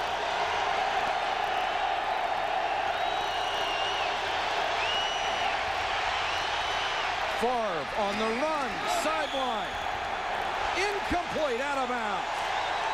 Morgan made the great catch, but apparently couldn't get both feet in. And there's a case where I think Brett Favre was fighting his own human nature. There's one where he probably could have taken off and made the play. As he scrambles up the field, I think he can pick up 7 yards. He tries to make the throw. Now remember, if the official thought the receiver could come down inbounds, it would have been a catch. But he did get the 1 foot in and slid out. That was awful close because there was contact that drove him toward the sideline. Bobby Joe Edmonds waits for the punt. late fair catch signal and makes it at the 25. Flag is down. 40-yard punt, no return. We'll check the penalty. Well, if the Tampa Bay Buccaneers have the ball on the 25-yard line, it's got to do something to set them back, because every drive they've had has done that. Just makes sense.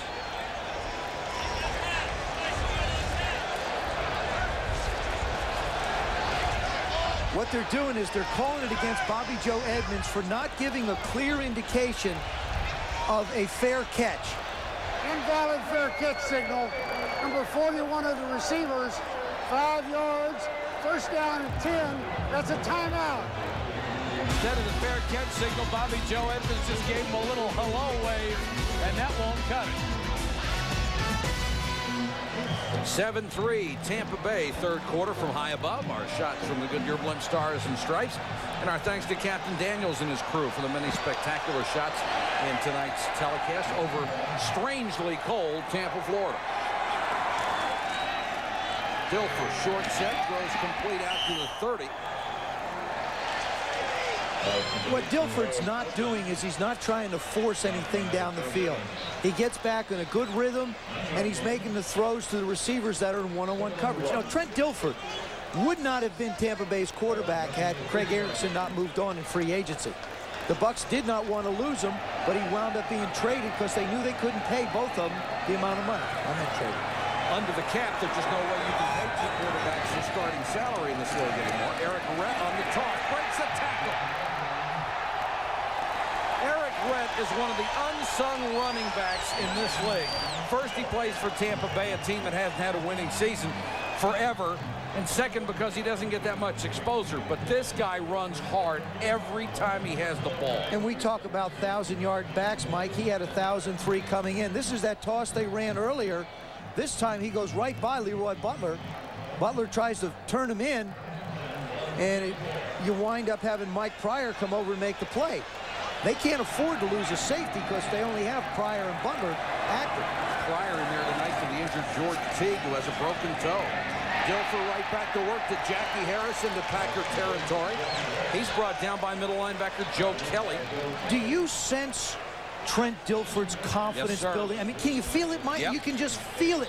People at home are feeling it through the TV. And how many times, well, he's not Oral Roberts. I don't know if they're feeling it through the TV. Okay, but how many times have we talked about rhythm? And when a quarterback gets on rhythm, and that's exactly what Sam Weiss said Trent Dilfer had not been doing, throwing on time. He's 16 out of 23, 152 yards tonight. He'd love to get that touchdown, though. Rhett bulling his way inside the 45 to the 42, where Kelly made the tackle. The rap on Eric Rhett coming out of the University of Florida, well, he's not fast.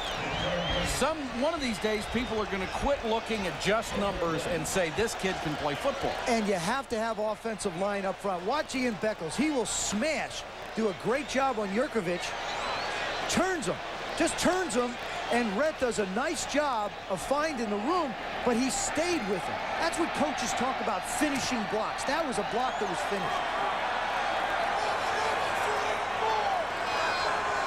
First and 10, Dilfer changing the play.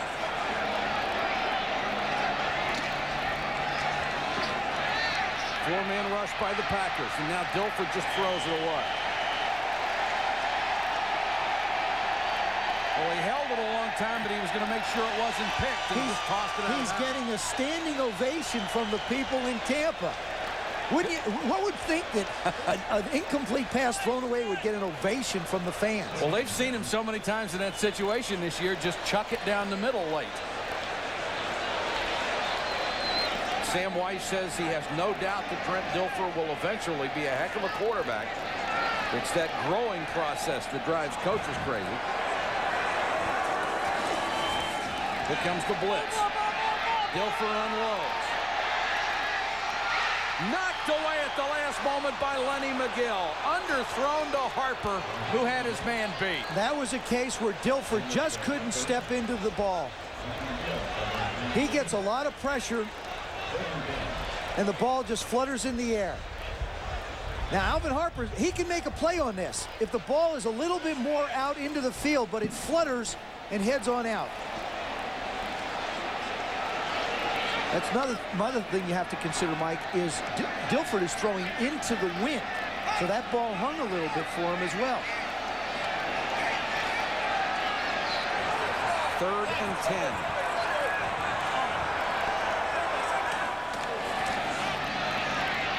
Good protection up front. Jackie Harris can't hold it. Would have had a shot at the first down, and Leroy Butler, talk about undersung players, was right there to make the play. Now, Jackie Harris has been a big target for Trent Dilford. Now, Dilford wants to go to him. He comes out, does a nice move. Good job out. Ball's thrown a little bit behind him, yes, but a play that Jackie would make most of the time. So they'll have to punt it away. The line of scrimmage to Green Bay 42.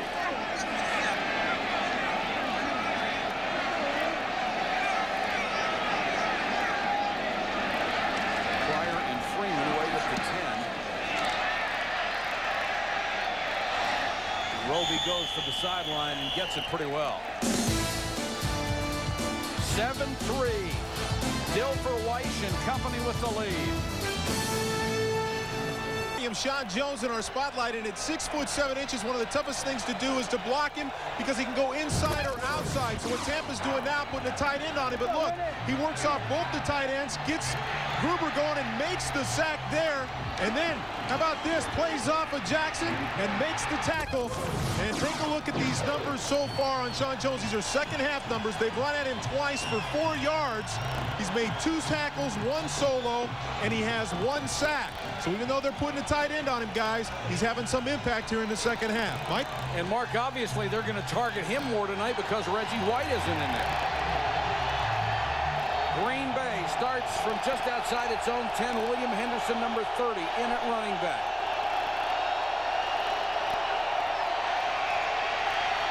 Favre. Brooks went down for it at the 35 and incomplete. Charles Dimry on the coverage.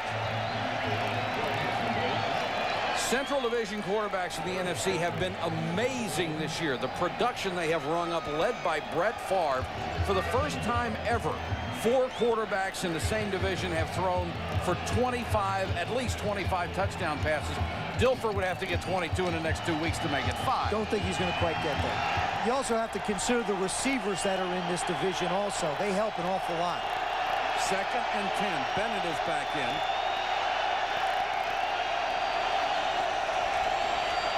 Play action. Nice fake by Favre. Jackson to the 20, a couple of yards short of a first down.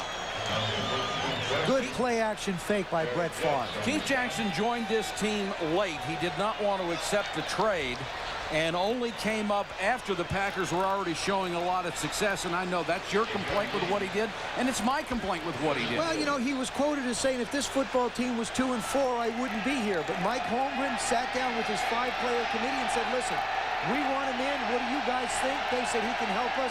Mike said fine. 3rd and 2.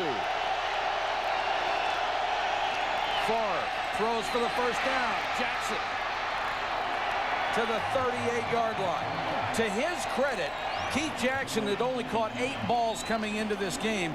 Former All-Pro, you would expect him to be a lot more involved, but he's not complained about it because he knows the situation. And it's plays like this, Mike, both by Favre and Jackson, the reason why. Look at Favre get rid of this. He's got a free runner, marks in his face. Now Jackson feels the blitz, gets his head around real quick, and makes the play. I mean, I think one team that misses him tremendously is the Miami Dolphins, to be honest with you. Dan Marino will tell you that right away. It's a big play to keep this drive going. Favre, play action. How strong he is to get away from the pressure, and Brooks can't hold it. Great throw by Favre, and Brooks let the ball get into his body. Tony Stargell was there on the coverage, but Brooks should have caught that one. Brett Favre, is so strong. He scrambles out, makes the throw. This is right on the chest. And a good stick. Get the helmet up into the ball and make him cough it up. Stargell is there at the corner because Mayhew is out, injured his knee earlier. Sharjah was brought back because of injuries after being cut early. Draw play, Bennett. And right away, Kenneth Gant, the strong safety, stepped up and was there. See, Kenneth Gant really was brought to the Bucs, Mike, because of his great special team play in Dallas. That's what he's the cheerleader out there. He gets the fans pumped, but he's playing the safety position and doing a darn good job of it. He's in there because Lynch is hurt again. Okay, this Tampa Bay defense has stepped up tonight.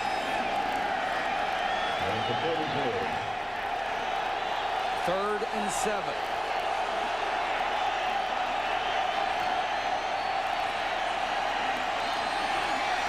Too high for Brooks, covered by Dimrick. Excuse me, intended for Anthony Morgan.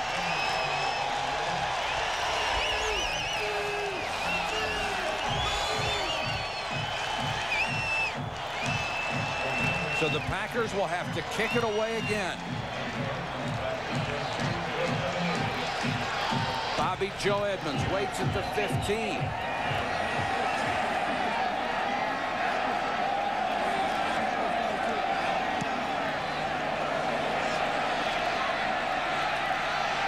Edmonds with a running start.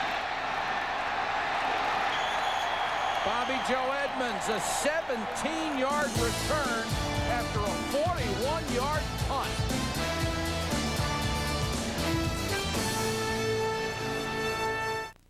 It's color day. The Patriots home against the Jets to kick off the Dave Megan. Look at that little Megan fumble. But Troy Brown picks it up. He's gone. 75 yards. The Patriots beat the Jets 31-28. A wild day, Michael. Boomer, there haven't been many highlights like that for the Pats this year. Haven't been too many highlights for the Bucs in the last few weeks, but they're working on one tonight. Rhett. That play shouldn't have gone anywhere, and he got 5 yards out of it. That's the end of the third quarter. Tampa Bay leading Green Bay 7-3. Jerry Ellison's 4th rushing touchdown of the season, the difference in this game. Minutes of football from the sombrero. And who is this? Oh, no. My snappy dressing partner, the Cheesehead, and there are his buddies. Mort looks good in cheddar, doesn't he? Art! Tommy?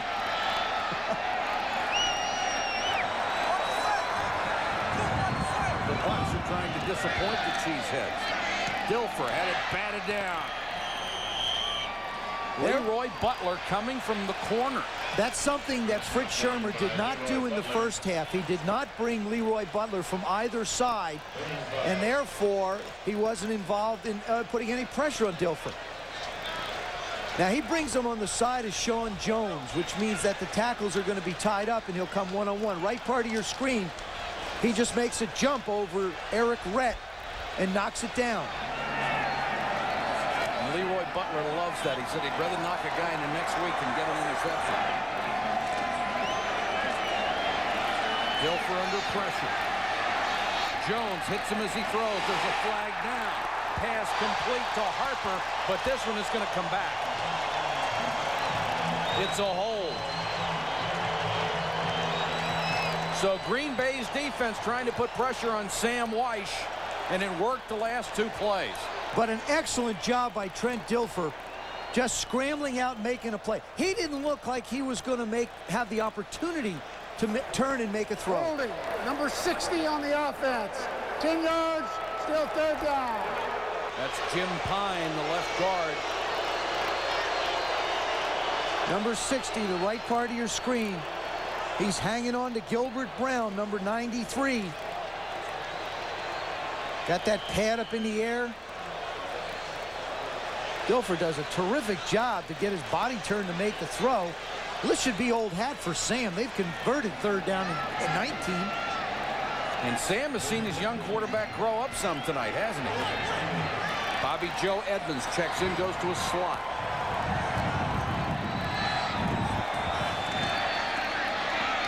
Dilfer double pumps, got out of trouble. Incomplete. Bobby Joe Edmonds had a shot at it at the sideline. Great play by Dilfer, not only to avoid the sack, but then a perfect throw. Really keeps himself composed while he's running around that field for his life. Here's the pressure up the middle. It's going to be a quick pump and go, I think. Jones goes inside. Now he sets and puts a lot of touch on this thing. And, you know, I don't know what pass interference is, but that could have gone either way. And like we saw one earlier, Mike, it didn't get called. The refs are letting him play. Doug Evans had a hand in there. Roby, the punt. Antonio Freeman is deep.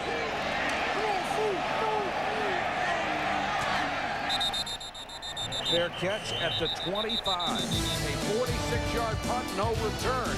13:59 to go in the game. Cadillac dealer, creating a higher standard. By Pentax, life is fun. You've got the pictures to prove it. Pentax, available wherever fine cameras are sold. And by Steel Power Tools. Think of all the things you can do.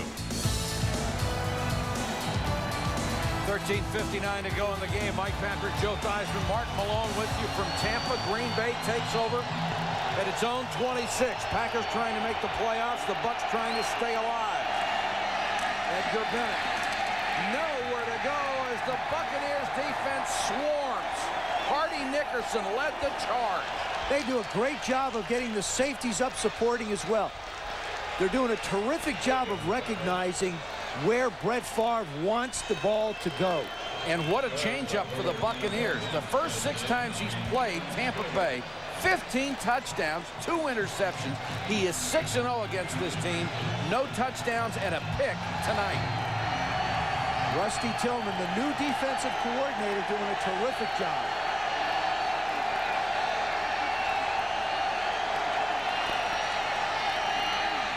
Favre with a pump fake, then down the sideline, incomplete, flag down. That's going to be because Stargell gave him a hip and ran him out of bounds. This year, a point of emphasis for the officials. You cannot run a man off his route. Nuzzling, they call it, Michael. They're just nuzzling.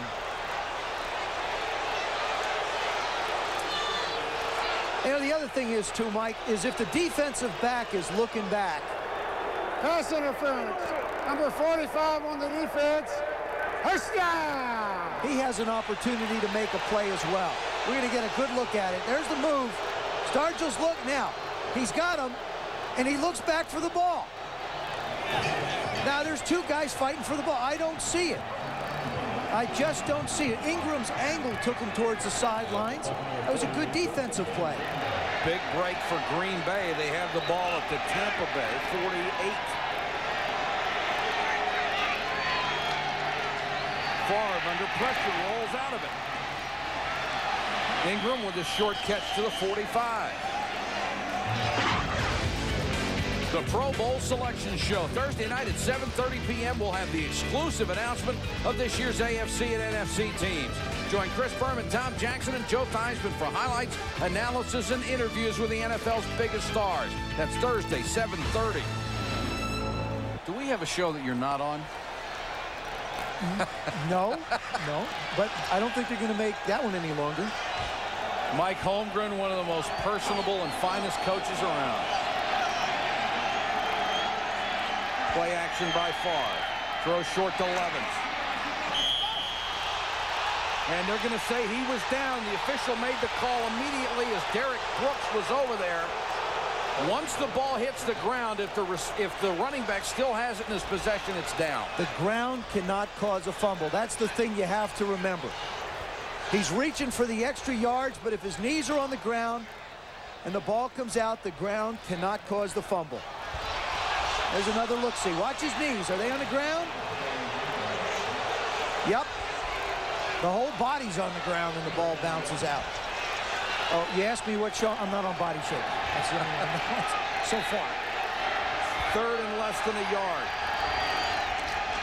Levens. It's the second time they've given it to him in short yardage, and he's been able to pick it up. We talked about the Pro Bowl show, and earlier we mentioned the wide receivers. Look at these guys. Now, there are a couple running backs in here. All over 1,000 yards, and half of them are going to be left at home. And most of them will be over 100 catches. I mean, Herman Moore, sensationally. Brett Perriman, you know, you've got two going there. Chris Carter, another one. Jake Reed in Minnesota has done a terrific job. Jerry Rice, obviously. I was looking at Metcalf, but he's not a running back anymore. He's playing that run and shoot. Favre wants a screen. Levens. Look at the hustle by that Bucs defense. They just came from everywhere. Tony Bowie was there. Santana Dotson chased it down from behind. Nickerson was in there. Mike, they're playing with a lot of purpose because if they don't win, they are gone. And that is not what they want to do. It's been a long time since the Tampa Bay Buccaneers have had an opportunity to play into December with purpose and reason. And Sam Weiss, of course, one of the coaches who's on the hot seat. In his 4th year of a 5-year contract, he knows as well as anybody he may not serve out that 5th year, whether this team stays here or not. Shimura and Jackson, 2 tight ends on 2nd and 5. Favre, short set to Brooks. Brooks, first down to the 20. Beats Stargell to the inside, a gain of 12. Tony Stargell really wasn't close. Brooks just comes off and hangs nice and easy. He doesn't run away from the hole. Watch when he comes off. You win at the line of scrimmage. And he comes hard inside and then just hesitates. Does a nice job of controlling his body to make the play. Brooks, 6 catches, 69 yards tonight. And it's a good thing because the running game hasn't worked. Edgar Bennett with only 37 yards. Favre under pressure, throws complete. Shimura dives to the 8-yard line. First down, Green Bay. The first catch of the night for Mark Shimura. In his last game, he had 7 for 109 yards against Cincinnati. We talked about the Green Bay offense having to do something to help their defense out. They've done a great job, kept this drive 7 plays, 4 minutes and 30 seconds so far on a 65-yard drive. Both of these teams have been superb in this situation. The Packers on offense, the Bucs on defense. Shimura is open. Instead, he goes to Jackson. Touchdown. Brett Favre had his pick. Both tight ends were open. And that's the one thing that Mike Holmgren told us last night. With the addition of Keith Jackson, he can put the 2 receivers to one side, the 2 tight ends to the other, and create a mismatch. And that's exactly what they did on that play. To the right part of your screen will be the 2 tight ends. There's the play action fake. Now it's 1 or 2. Jackson in a hole in the middle. Shimura is out to the right as well.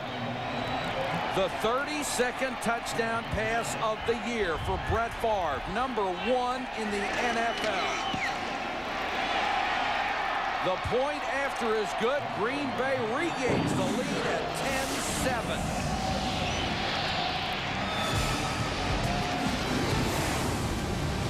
Brett Favre leads the NFL in touchdown passes for Keith Jackson, his first touchdown score of the year. Brett Favre hit them all on that drive and then threw the touchdown pass. And here's a strange statistic for you. And I agree with this. I think Brett Favre should be the MVP this year. He's been brilliant. The Tampa Bay Buccaneers have never won a game when it's under 43 degrees. Right now it's 39. That's not good news. Ellison and Edmonds wait the kick. Edmonds. Second good return of the night out to the 38. Let's go back to the touchdown, Joe. Mike, what the Packers are trying to do is they're trying to create a mismatch over here. But look at Hardy Nickerson's head. He's looking this way. When he turns around, the first thing he's going to see is play action fake. He thinks it's a run. That opens up this huge hole for Keith Jackson or Mark Shimura out to the left. But the fact that Hardy Nickerson was looking out trying to get the coverage called, when he swung his head around, it was, holy mackerel, it's a run. I should get up there, and it wasn't good. Let me give you another statistic. Tampa Bay has never lost a game when they've been ahead this year in the 3rd quarter, at the end of the 3rd quarter. Something's going to give then. Dilfer 16 out of 28 on the night. Pressure. Threw the ball, no flag, incomplete. That's how strong Trent Dilfer is. He had two people there, and it's my understanding if one guy's got you, if the second man is there, they're going to blow the whistle. You know, again, you're leaving so much up to the discretion of the officials. I think that was a good no call. Kuntz and LeBounty were right there. I kidded him about his weight, and he said, hey, look, I needed to take the punishment, and you're right. Watch this. That nobody buys the play action fake. There's one, there's two, and he still muscles it out. 2nd and 10.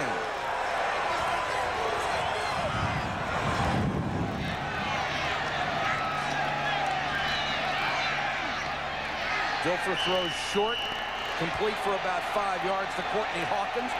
Joe Kelly with a little show of emotion as he plants him in the turf. Kelly's always been that emotional, aggressive player. Had his best year with the Jets. Likes it inside here. He never liked being an outside linebacker. He's more suited to stop the run. I mean, if he gets caught in pass coverage, he's sort of lost, but does a terrific job of covering the short areas if he has to and stuffing the run. 3rd and 5. Approaching 8 minutes. 4-man rush. Good protection and a first down at the Packer 43-yard line. Oh, didn't Horace Copeland make that look sweet? He just does a nice job of coming back and snatching the ball out of the air. But it's not going to get done unless you get the blocking up front. That's not a big offensive line. Gruber does a terrific job on Sean Jones. You see Pine, you see Mayberry and Beckles. Watch this catch. Just as sweet as can be. Get those hands up and right there. Copeland drove Lenny McGill off the ball and now has 7 catches for 91 yards.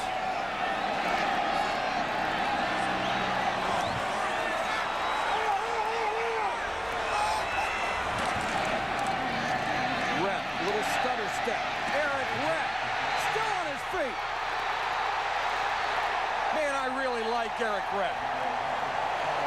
You aren't alone. I can hear the noise in here too, as well as I. He's gone over 100 yards, 18 carries for 104. Give him 1,100 plus for the year. Look at the job of running. There's one tackle he breaks with a face mask. There's another one. He's not stopping. Good job by his receivers helping him out. There's a couple more. Gives you that low center of gravity. Runs with a lot of power for a little guy. Rhett and Ellison both in there together.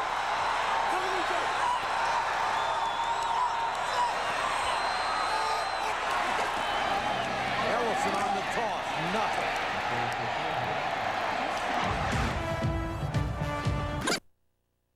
Can now be seen on Saturday and Sunday at 11:30 a.m. sharp with Chris Berman and the gang on NFL Game Day. Then at 7, all the highlights of all the games on prime time. And at 8 p.m. Eastern, Sunday Night NFL, the Oakland Raiders and the Seahawks in an AFC West battle.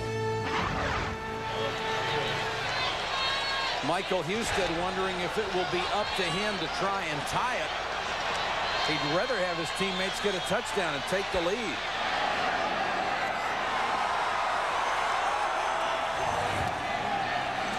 Dilfer on a roll. Throws complete, first down to the 20-yard line. Lamar Thomas makes the catch. Third-year man out of Miami. Excuse me, not a first down. Was second at about 12. That gained about 7. Thomas only his 6th catch of the year. Been troubled by a knee this season. And Mike, he's averaged 17-4. Mike Holmgren seeing something that very few people have seen, and that is a consistent drive in Tampa Bay offense. This is the best by far they have done. 58% tonight on 3rd down. Here comes the delayed blitz. Dilfer throws incomplete. Right at the marker, Doug Evans on the coverage against Courtney Hawkins. That was a good call by Fritz Shermer against Sam Weich's call of the sprint out. Bring the blitz, that way he can't get outside the rush because it's coming from all over, and make him throw quick, and that caused him to be inaccurate. Now Husted, the numbers on the season.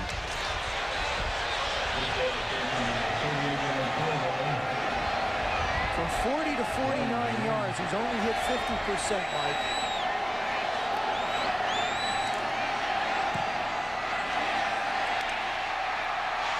Just sneaked it past the left upright. We are tied in chilly Tampa Bay,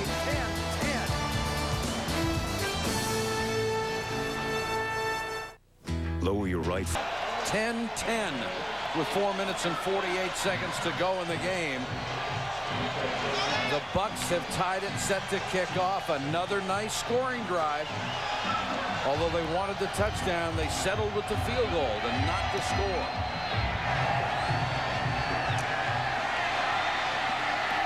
Freeman with a return room to the outside.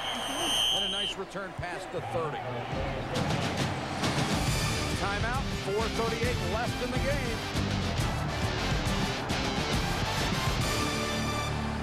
Back to Tampa Stadium. Sean Jones is in our spotlight tonight. The 6'7" defensive end has got some amazing techniques. An arm span that's got to be 10 feet long. And look at this, 3.5 yards outside of Gruber, and watch him get leverage. The club and the uppercut puts pressure on Dilfer, almost gets the hit. Now they put a tight end out there. He beats Armstrong, the tight end, inside with a feint, and Gruber to the inside, and then eventually forces Dilfer outside the pocket. He's really been effective when they've doubled him or when he's been single. Here are the numbers so far in the second half. 1 sack, 2 quarterback pressures, and he's left his calling card twice on Dilfer with 2 quarterback hits. Mike? And Mark, Reggie White said other guys are going to have to step up tonight, and I'm interested to see who does it. And it should make our football team better. And Sean Jones has been certainly one of the guys who stepped up.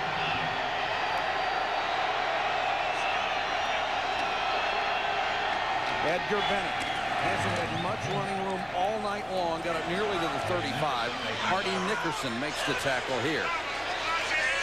Good job by Warren Sapp, number 99. Got great quickness, very smart, recognizes screens and draws. Rusty Tillman was telling me this kid here has great natural instincts as he moves down the line. That time he pursued Bennett, got him down. Shamora and Jackson in at tight end together. Favre looking that direction, instead dumps it to Edgar Bennett. Maybe a half-yard shy of a first down at the 40. Brad Culpepper made the tackle. Under 4 minutes left.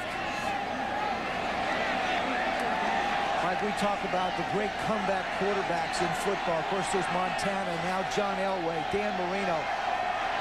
Rusty Tillman does not want to see Brett Favre fall into that category or start to build his stats in that way.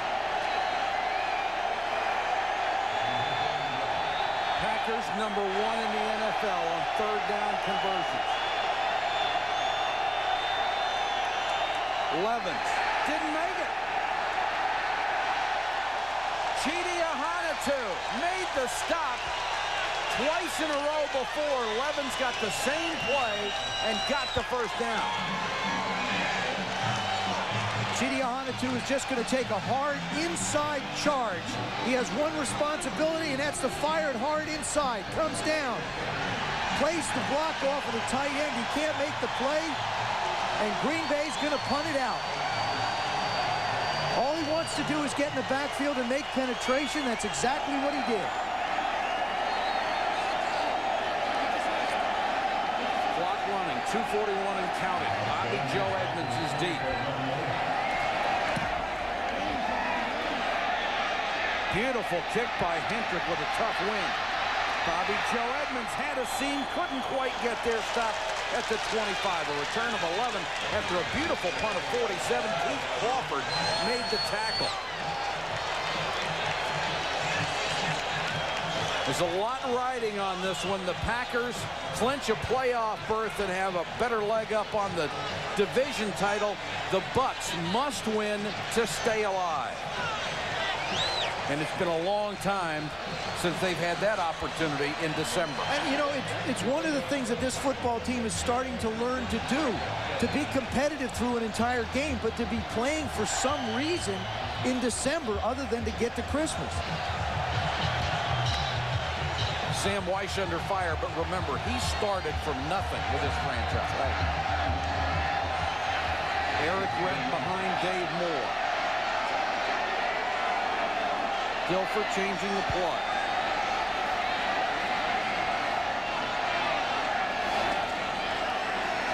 Short set, knockdown. Great play by Leroy Butler.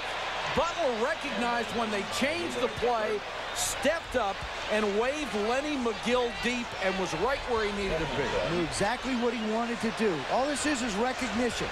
He's lower part of your screen, number 36. He's coming. He sees it, stops it, swats it away. There's another guy that has a great feel for being around the line of scrimmage. 2nd and 10.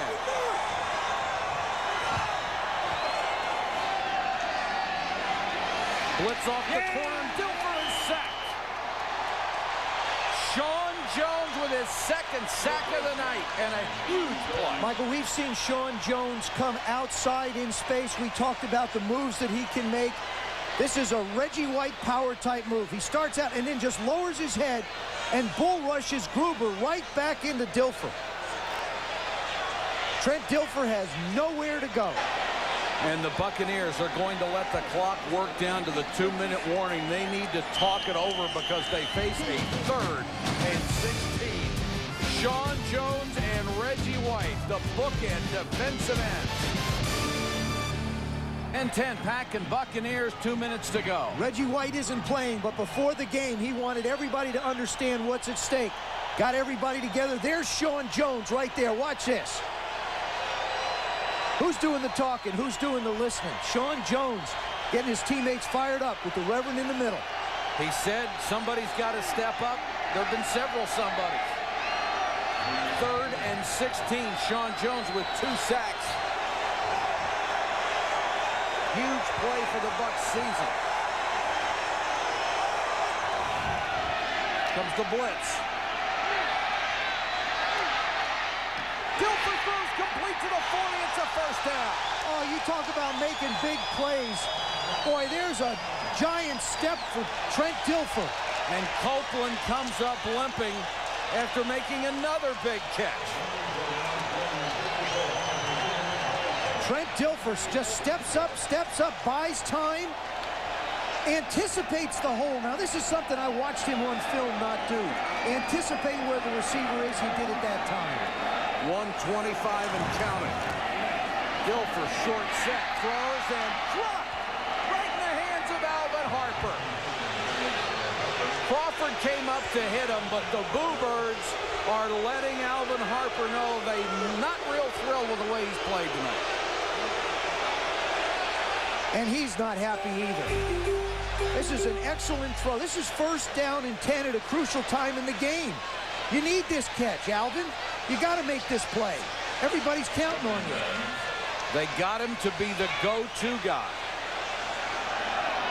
2nd and 10. Clock stopped a minute 20.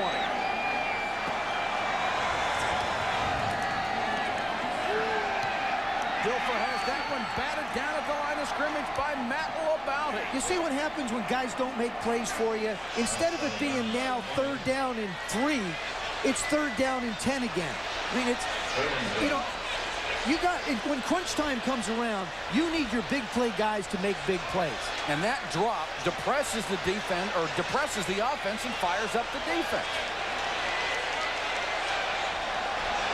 I mean, Tampa Bay has got to keep this drive alive, win this game if they want any hopes to stay in the playoffs.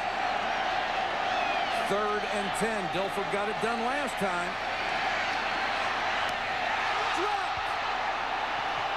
That time it was the reliable Horace Copeland. I'll tell you what's important now. Tampa Bay can't get down. They've had 2 receivers disappoint the offense. They just have to hang tough, try and take this thing to OT. Green Bay has got to try and get position to kick a field goal. Copeland right inside, tries to make the play and fights it. Reggie Roby booms one. They let it go, it will make the end zone. People had better not blame Trent Dilfer if the Buccaneers lose tonight. He has played an outstanding game. Gutsy, clutch performer. Take a look at our Visa storyline. If you joined us late, Reggie White did not play tonight. For the first time in his career, a streak of 166 games comes to an end. Favre has thrown for 232 yards. You would expect him to have a touchdown, but he had a rare interception. Copeland had 8 catches, but he just dropped a huge one that would have kept the drive alive. The yards almost dead even, as is the score. The big thing here for Tampa Bay on defense is you don't want to give up a big reception, probably to one of the tight ends down the middle of the field. For Green Bay, you want to try and get a good 15, 20-yard pass somewhere in this drive. You've got 3 timeouts. There's no hurry. Got a good 8 or 9 plays in this drive, even with a minute left. And if you're thinking field goal, Jackie would be kicking into a wind that's also slightly across. Favre, 24 out of 39 tonight. Under pressure and just throws it away. Now, Mike, the ball has got to cross the line of scrimmage for it not to be a grounding call. And I'm not sure he was out of the pocket either. And that ball, I don't believe, crossed the line of scrimmage. The line of scrimmage is the 20-yard line. Now, for it to not be intentional grounding, it's got to cross the line of scrimmage. Well, the rule actually says at or near. Well, there it is. The 20-yard line is the line. Let's remember that. There's the throw. There's the ball. Well, you got to say that's near, but I don't think he was out of the pocket. And you have to be that. A break for Green Bay. Favre wants the screen, but beautifully defensed. Warren Sapp, what a terrific job of reading the screens. Remember I said earlier, this is the thing that impresses Rusty Tillman so much. He sees it, he feels it, he knows when a lineman's trying to bait him. There's the big guy. He's just going to slide over. He feels the block, slides on out. He knows they're not trying to block him. Aaron Taylor's not trying to knock him down. Tell you, that kid can play. If the Bucs can hold here, they have all 3 of their timeouts left with 51 seconds to go. Crowd on its feet, 74,000 strong.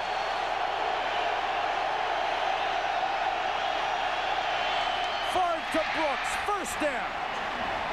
What a big throw by Brett Favre, and there was no doubt about it. That's why he's Brett Favre, and that's why he should be the MVP of the National Football League. And what a performance by Robert Brooks all year as well. This is just a quick post. He runs this one against Charles Dimry. Quick 3-step drop, fire it in. Dimry hardly in the picture. Brett with his patented wing one. How do you spell Favre? It may be this year. And Brooks with 7 catches for 82 yards. Coming up next, Keith Olbermann, Dan Patrick with SportsCenter. They'll get you caught up on the NFL playoff picture and what happened with the Dallas Cowboys. The questions and the answers. Our conversation is with Brett Favre. That's followed by Primetime. Chris Berman, Tom Jackson, Bill Pito with a complete wrap-up of today's action in the NFL. You were talking about Brett Favre's arm as there is Dilfer hoping he gets another chance. Mark Ingram caught a touchdown pass the end of last week's game. Said if I hadn't caught it, I'd be eating.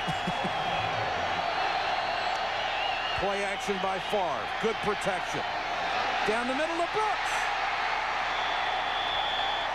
To the 32. That's the one area of the football field that the Bucs seem to leave susceptible. The Packers will use another timeout. Mike Magruder had the coverage, but Brooks beat him, and Favre put it right in stride.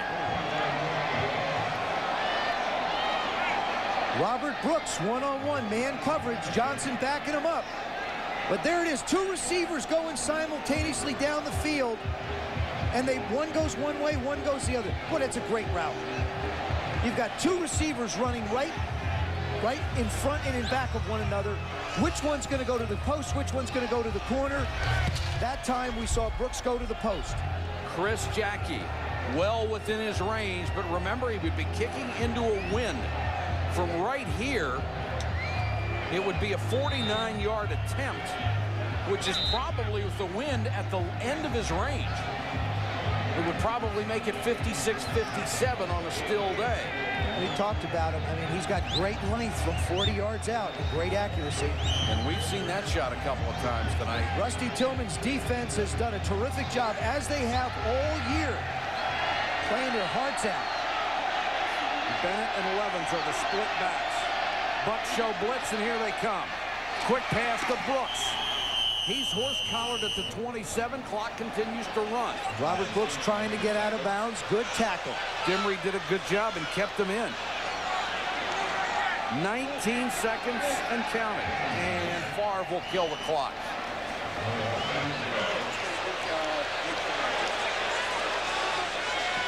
Mike Holmgren really under the shadow of Vince Lombardi, no matter how far you are removed in time in Green Bay. So when he drives home on Lombardi Avenue. He passes the Lombardi Shopping Plaza and the Lombardi School, and then he goes home. And invariably, when someone gives him a gift, it's a picture of Vince Lombardi. And we asked him, how do you feel about it? He said, I think it's great.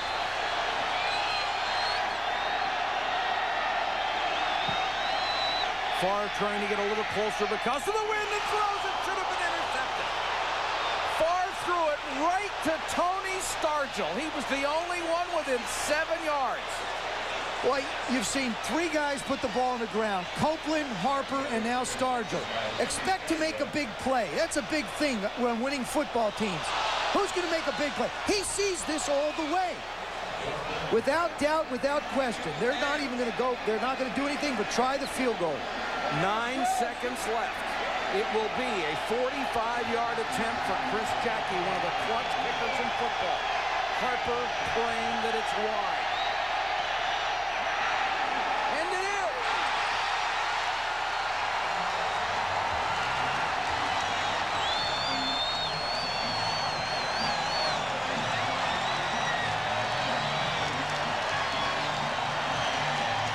Chris Jackie tries to put a little extra on it, winds up hooking it just a little bit left. I sense some free football coming our way. I have a strange suspicion we're in for a little bit more time. Watch how low this ball comes out. I mean, he's trying to drive. See how low that thing comes out? He's just trying to drive it into the wind. And once it gets hooking, looks like my shot. Brett Favre just devastated after driving them into position, and Alvin Harper, the prayer was answered this time. A chance for redemption. And Reggie White, he wanted to get out of here and back to that warm locker room. He'll have to wait. Now, Dilfer's lined up in the shotgun.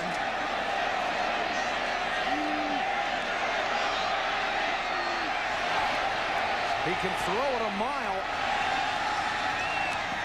Intercepted. Here comes the return by Leroy Butler. And I'll tell you what, Joe, I got to question that call. You know something? I've known Sam Weiss. I replaced Sam Weiss as a Redskin quarterback some 20 years ago. That play makes absolutely no sense to me whatsoever. Your football team is playing their heart out. I don't even think Barry Switzer would try something like that, and he has not made good decisions. But I just don't agree with that one with Sam. I mean, 5 seconds, the guys have played hard. Line it up and let them go toe-to-toe again. Don't like that call at all. I don't think you can let Barry Switzer off the hook that easily. Well, you got a chance also getting your quarterback hurt, letting him run around out there as well. Butler with his 5th interception. Don't tempt fate. I mean, the opportunities are being presented to you. Don't tempt fate. And that's what I think he did on that one. Because Butler is certainly capable of bringing that thing back 80 yards for a touchdown. Now here's the toss of the coin to see who gets it first in overtime. Please call the toss in the air. Who's going to call it? You'll call it in the air. Heads. It's tails. Tampa Bay, your choice. Tampa Bay 1-0 in overtime this year. The Packers facing their first overtime opportunity. Overtime. If Green Bay wins this game, they are in the playoffs. Tampa Bay must win to stay alive. And this is the 21st overtime game this year. That's a new NFL record. And Tampa Bay won the toss. They elected to receive. And Green Bay will be kicking with a very strong wind at their back. So keep in mind, if Dilfer and Weiss want to try and go for a field goal, they're going to have to get somewhere around the 20-25-yard line of Green Bay. Boy, Reggie picked a good one to miss, didn't he? Sean Jones has played so well. Bobby Joe Edmonds a yard deep. Slams forward to the 23-yard line. Jeff Thomason makes the tackle for the Green Bay Packers. The numbers on Dilfer, they should be much better. He has been victimized by his wide receivers. Well, he has, and also the 2 interceptions. See, I think that at the end of a half like that, a coach should be charged with that, not the player. I politicked for that for a long time. And a great play by Joe Kelly early in the game to take away what would have been an obvious touchdown reception by Warren Sapp. 1st and 10 from the 23. Ellison is the setback.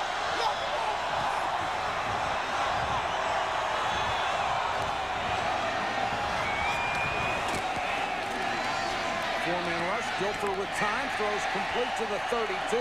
Jackie Harris makes the catch about a yard shy of a first down. Harris already with a club record. Paul Gruber's got all he can handle with Sean Jones. Sean Jones has decided, I think, that he's just going to bull rush and move Gruber back into Dilfer. Gruber, in his defense, has been playing with a bad shoulder. He's not at 100%. That's tough to face Sean Jones that way. Rhett. First down and more. Boy, the first guy doesn't bring him down. Well, he really doesn't, Mike. And this is a good rhythm by Sam Wyche in this offense. Is they threw a lot at the end of the ball game to try and get in position to make some plays. They had to because they were long yardage. Now they're back into a regular rhythm of the game. 20 carries, 117 yards in this game alone over what he had done in 3 previous games against the Bucs, and only James Wilder in Bucs history had 2,000-yard seasons. Dilfer changes the play.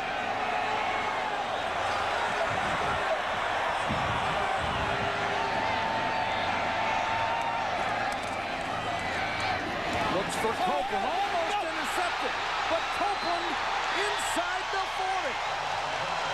Doug Evans broke on the ball and almost got there. We talked about the strength of Brett Favre's arm when he really sets and fires.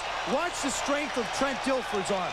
He does a good job of making a good set, and this ball is thrown on rhythm. 5-yard break, and that's just a rocket right in. And that ball is just zipped right in. Copeland 9 for 137 tonight. Ellison will come in, and Husted will warm up the leg again.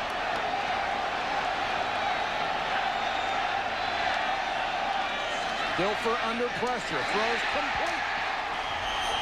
Caught at the sideline by Courtney Hawkins, picked up about 8. Sam Wyche has got to be careful he doesn't get conservative right here.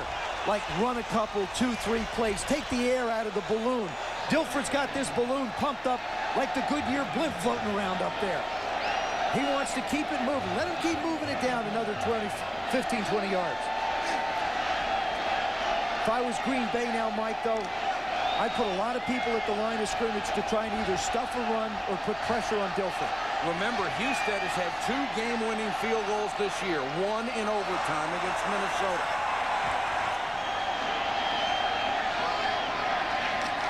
Eric Rhett outside.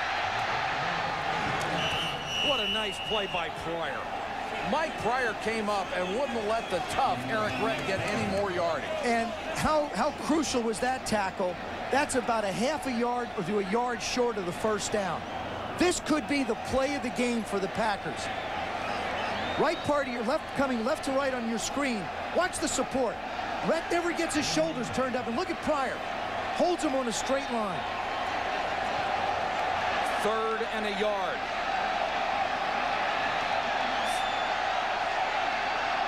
Rhett, the running back.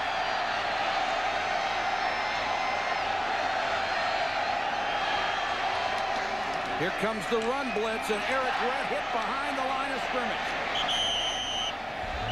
double a bounty. The first one there, but boy, he got a lot of help. And give a lot of credit to Mike Pryor for not allowing Tampa Bay to get more downs on the 28-yard line. Absolutely.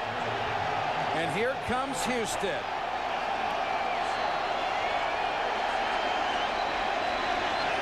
He has had 2 game winners this year, one from 51, one from 53. He's 2 for 2 from 50-plus. This from 46 into the win to keep the Bucs alive and their playoff hopes.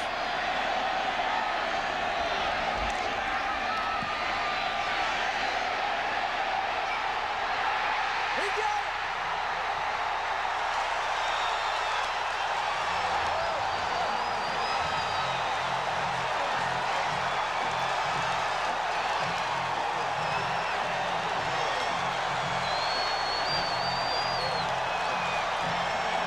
Officially, it's a 47-yard field goal, the 3rd game winner of the year for Husted. Boy, he just nails this thing dead perfect. This is a pretty stiff win. He gets good height on it, and it's just going to make it inside that right upright. Just a little hook inside. Trent Dilfer, what a ball game he played. I'd have to, of his 16-game career, this was the best football game he's ever played. Brett Favre hoping against hope for one more chance, and it won't be there tonight. And Reggie can't believe it.